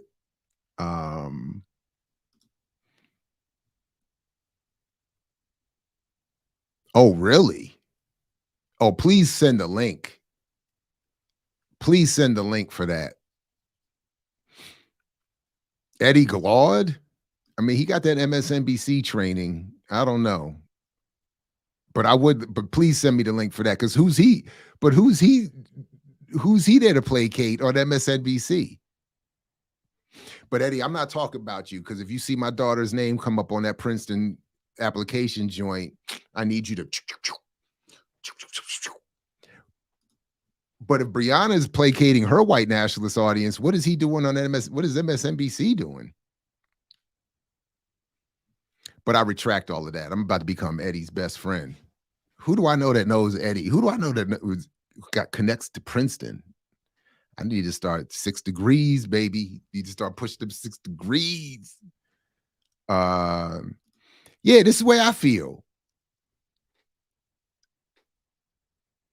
This is the way I feel. This is exactly how I feel. He's very clear what his lane is. He's like, I'm running in it.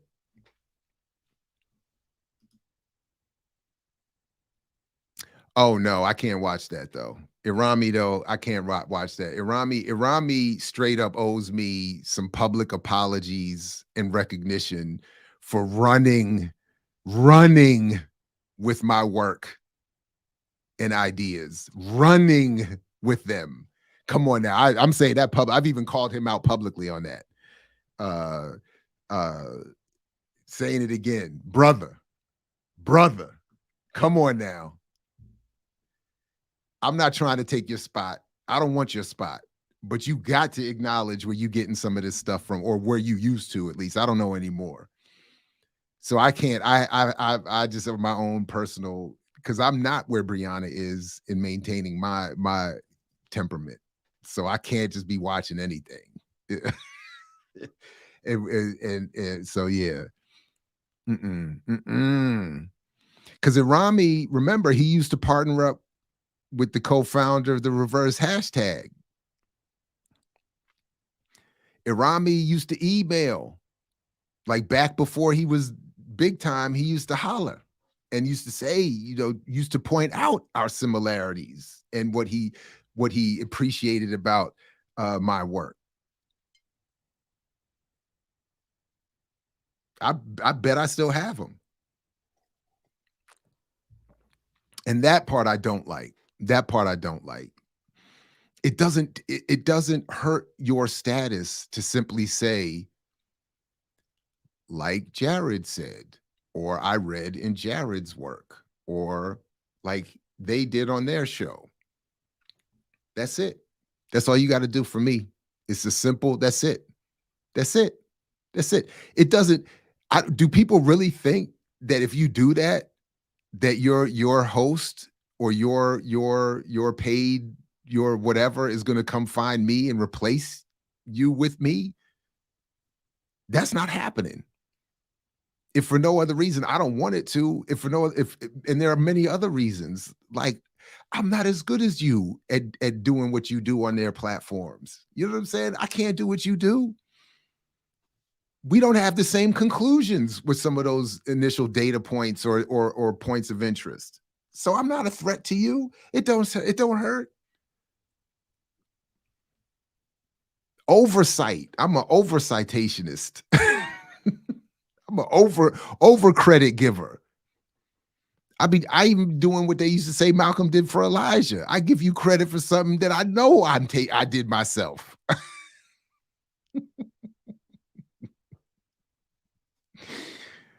Yo, please stop taking my stuff. Just say my name or say someone else's and acknowledge that you got it from somewhere else so that we know you didn't get it from me. Anyway.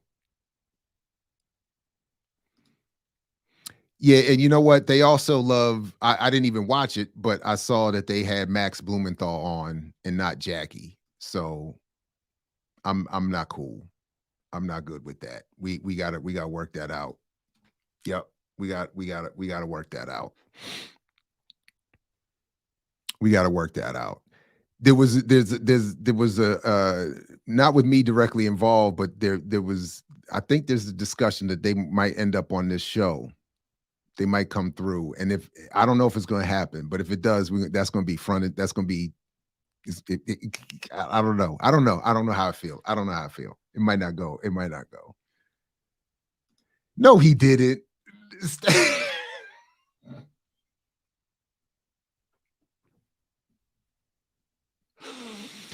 Nah, B, you trolling me this morning. You said he rolled up on me so we could take it outside, and what I do.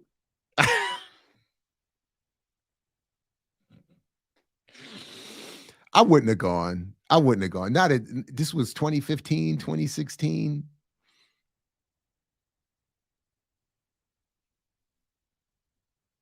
I might have gone. No, I wouldn't have gone. What if Dyson really had said that? What if, because what was happening was, just so people know, we were wrapping up the Real News thing. It had gone horribly. I did terrible. It was a mess. And we had a couple words, I forgot exactly, but he did that thing where, where people start walking away and they get louder as they're walking away. So he was like walking up the steps to leave the studio and doing that whole, and I just remember saying, don't leave. Don't get loud and leave. Like, don't do that. So he did. He stopped and he came back. His tone changed and he came back over. And that's when he got, and I do remember that. And I thought it was funny because I didn't realize, even though we had been in this argument but we had both been seated the whole time. So I don't know. And I was like, he's a little guy. And he looked at, he said, why you hate me so much, man? And I remember saying, like, I don't hate you. I just don't agree with you. I don't like how and that's, but if he had said, why don't we step outside? I wonder. I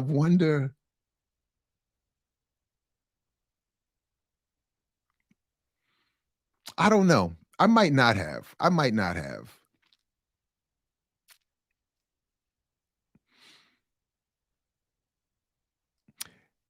A few years earlier, I definitely would have, even if I knew it was not going to go well for me. So that's the other thing. It's not logical. It's not always logical to go up to accept the invitation, but I would have. But at that point, I don't know. I had to think about that. That'd be interesting. But he definitely did not come over there and say, let's take it outside. Nah, I'm not swinging on somebody like that. Now, what was also interesting, so Dyson don't know this, and I don't know if I've ever shared this publicly, but me and a buddy of mine once upon a time went to see, in DC, we went to see Fruitvale Station at the theater when it first came out. And I hated it, wrote about it, hated it, predicted everything that's happened. I was right about that too. So go imixwhatilike.org and read what I wrote about that, and everything I said about the filmmaker and the trajectory of the career. Called it. But Dyson showed up. He didn't see us, but he sat a few rows in front of us, and there was that moment of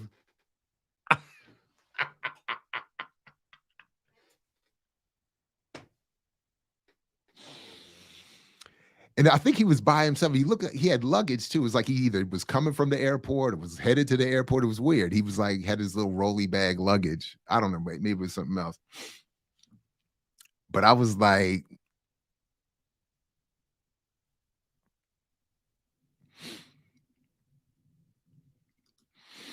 I don't know. That's funny though.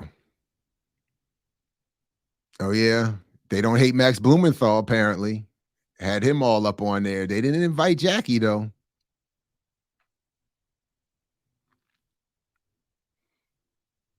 And then Aaron Mate going to DM me, talk about, what'd you say about me? Are you serious? Yeah, man, these cats, man, these dudes, they must really be dangerous.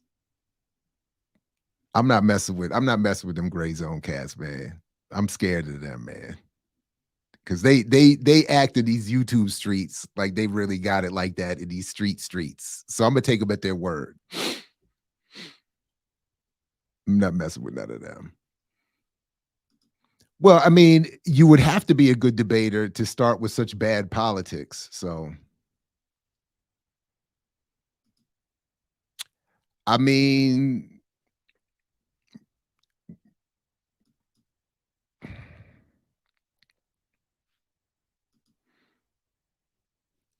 oh, Emma. Come on, Emma. R.M. Brown is my only favorite left. And I'm worried. I'm worried with all this Anna Kasparian love. Now, all jokes aside, though, like people like Brian Becker, I don't consider to be part of that group. I think he's actual, like, legit left. So I wouldn't put him in any of these joking categories. But no, but R.M. Brown is, I think, the only I think so. It's like the only like white. It's the only one I got left. But somebody please send me that link to the Eddie Glaude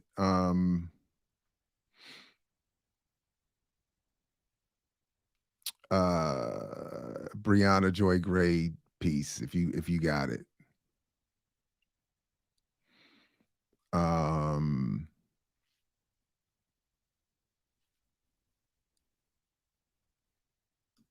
Who thought TYT was radical? Ooh, yikes. He talks fast, yeah.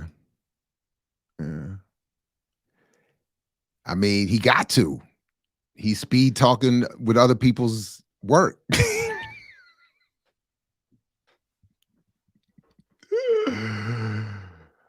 It's been about, I haven't heard from him in a minute, but the last time I checked in, in fact, somebody had tagged me on Twitter. He was on Crystal Ball's show and they said something about, this has been a minute, but they said something like, it was something like, hey, this sounds like something you would, to me, like, Jared, this sounds like something you would be interested in. And I watched it and it had all of us, Crystal and Rami, and all tagged in it. And I said, yeah. And I tagged Rami again and was like, yeah, Rami knows.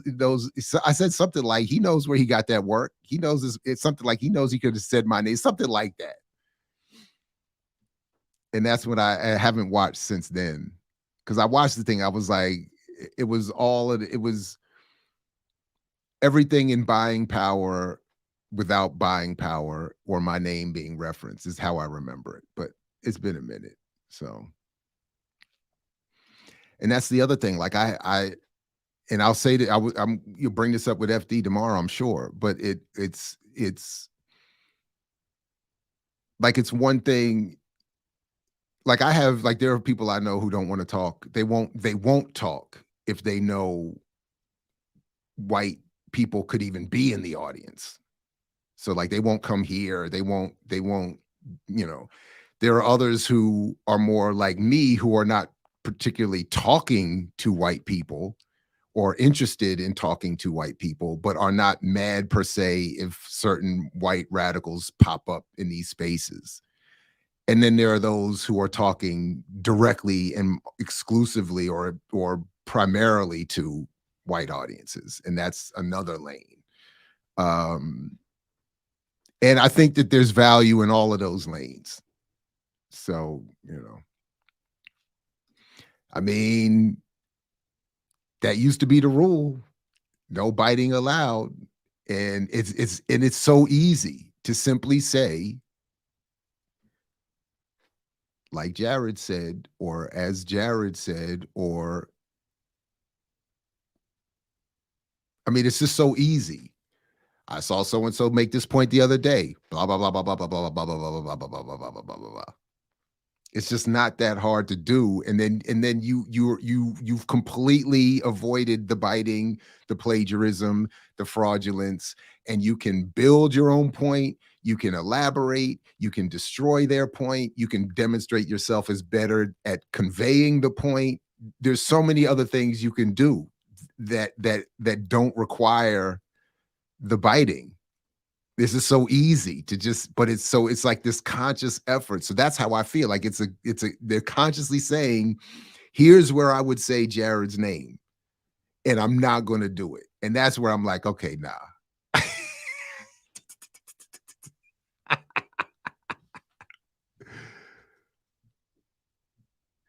Yeah, I'm not surprised. I'm not surprised. But then then to do the Kamal thing, I also thought part of the problem that she ended up having with him was his white wife. So that's what I thought was partially behind their split. That if she was going to go off into this new, I'm the black spokesperson for conservative whiteness, I can't be partnered up. And initially I even thought maybe he broke away once he realized he wasn't even enough of a grifter to keep going with her. Like once he realized, okay, she's not like I did give him the benefit of the doubt. Like if he's just saying, if he's just differently political, that's fine. But then principled enough to say, but I'm at least not trying to go with this grift. That's how I initially had hoped their split occurred. So I really don't know what it was.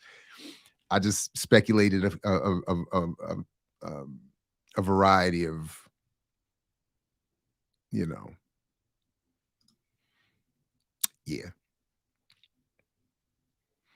And I do like, my memory is probably wrong, but my memory wants to tell me that I sent Fred Jr. a couple links. It was like, what's up? What you think? You cool with this? Yeah. Okay, good. Please. And put up the bat signal or let me know if you want to do it here. Or put up the bat signal and let us know when it's going to happen. Oh man, and I tried to, when they started beefing, I had reached out to all of them and said, please, can we host, when I was doing the radio show at PFW, because I don't think I was doing this yet. I was like, please, can we host the debate? Oh no, brother, we got this some mutual friend at Howard, I think a preacher or something at Howard is going to moderate our bring us back together.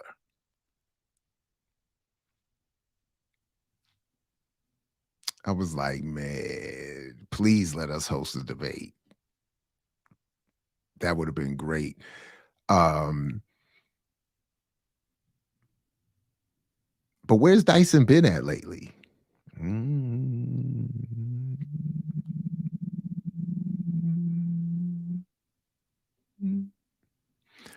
Oh no, I called it the verbal whirlwind. He put me in that verbal whirlwind. Dyson is no joke.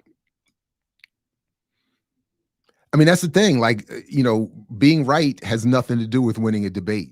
And that's what's frustrating to me. And you got to have a certain skill. You got to, in a temperament and a patience and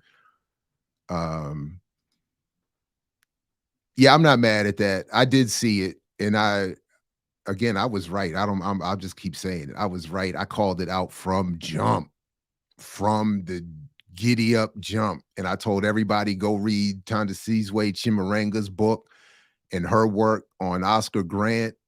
Get the real coverage and the real, get away from that whack film. And what I saw, both in terms of Michael B. Jordan and Coogler, I was like, oh man, we're gonna be caught up with these brothers for a minute. And in Coogler's case, it's gonna be, the reward is gonna be what we've seen. I called it. This film is going to set him up, because it was about that whole thing. We're humanizing Oscar. For who? For what?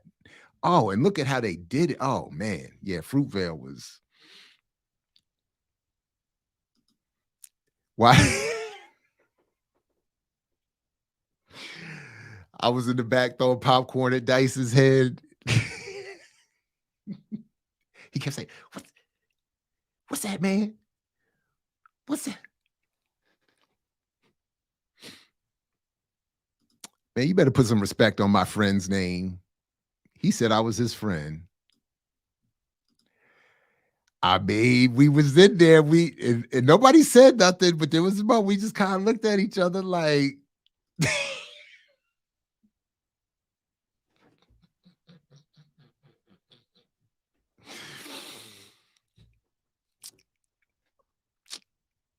Nah, man. Anyway, man, we after 10 o'clock. Let me get out of here, good people. Please do come back tomorrow morning for the Remix Morning Show and continue to support the platform. Please do, again, make sure you're signed up at blackpowermedia.org.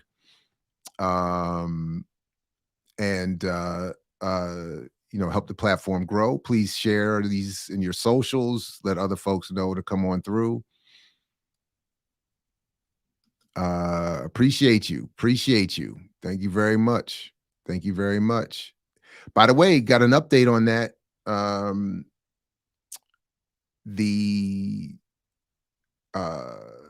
The new forward from our dear brother Hamilton is on its way, being this week, and then off to the publisher, and then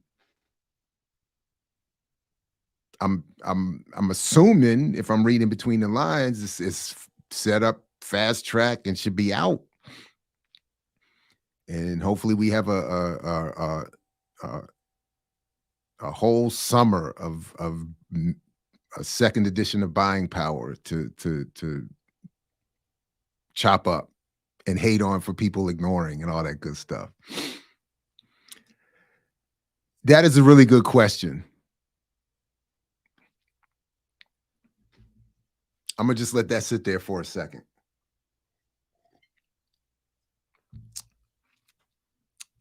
Just let that sit there and marinate for a second. Why don't he be on here? All I can say is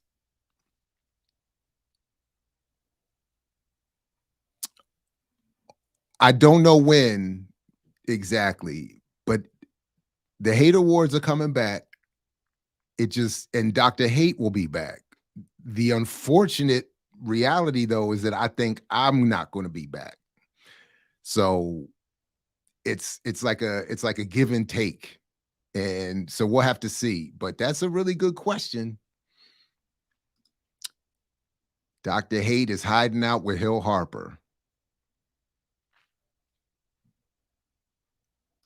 Thank you all very much. I appreciate you all coming through. Thanks to all the remixers. ZZ Lion, thank you again. Debating is winning the judge and the audience. Blow past the question, address your point. Yeah, I mean, I get it. And definitely for me, easier said than done, especially when the opponent is Dyson and he's doing that I can't stand it. You know what? I never fully appreciated what I think I understood about Roberto Duran's reaction in that second fight against Sugar Ray until that moment. And for the Duran defenders, and I admit I was a Sugar Ray, I'm Sugar Ray, Team Sugar Ray for that one. But with all respect to Roberto Duran, who I do fully appreciate his point about all that dancing, all that pretty shiny stuff you're doing. I'm not interested in that. If I can't just punch you in the mouth, I quit. I don't want anymore. And that's exactly how I ended up feeling. I can't, all that Dyson, all that dancing, all that. I'm no mas. No mas. You got it. Because it just is so infuriating. And that's how I felt. Not that, I don't know how Duran felt. Maybe he was more beat up than he wanted to admit, but my whole thing was, I'm so irritated at the performance. I don't even want to participate anymore. And, oh no, Dr. Hayden, we're not the same person. Not at all. But I think for Dr. Hate to return, I got to be replaced.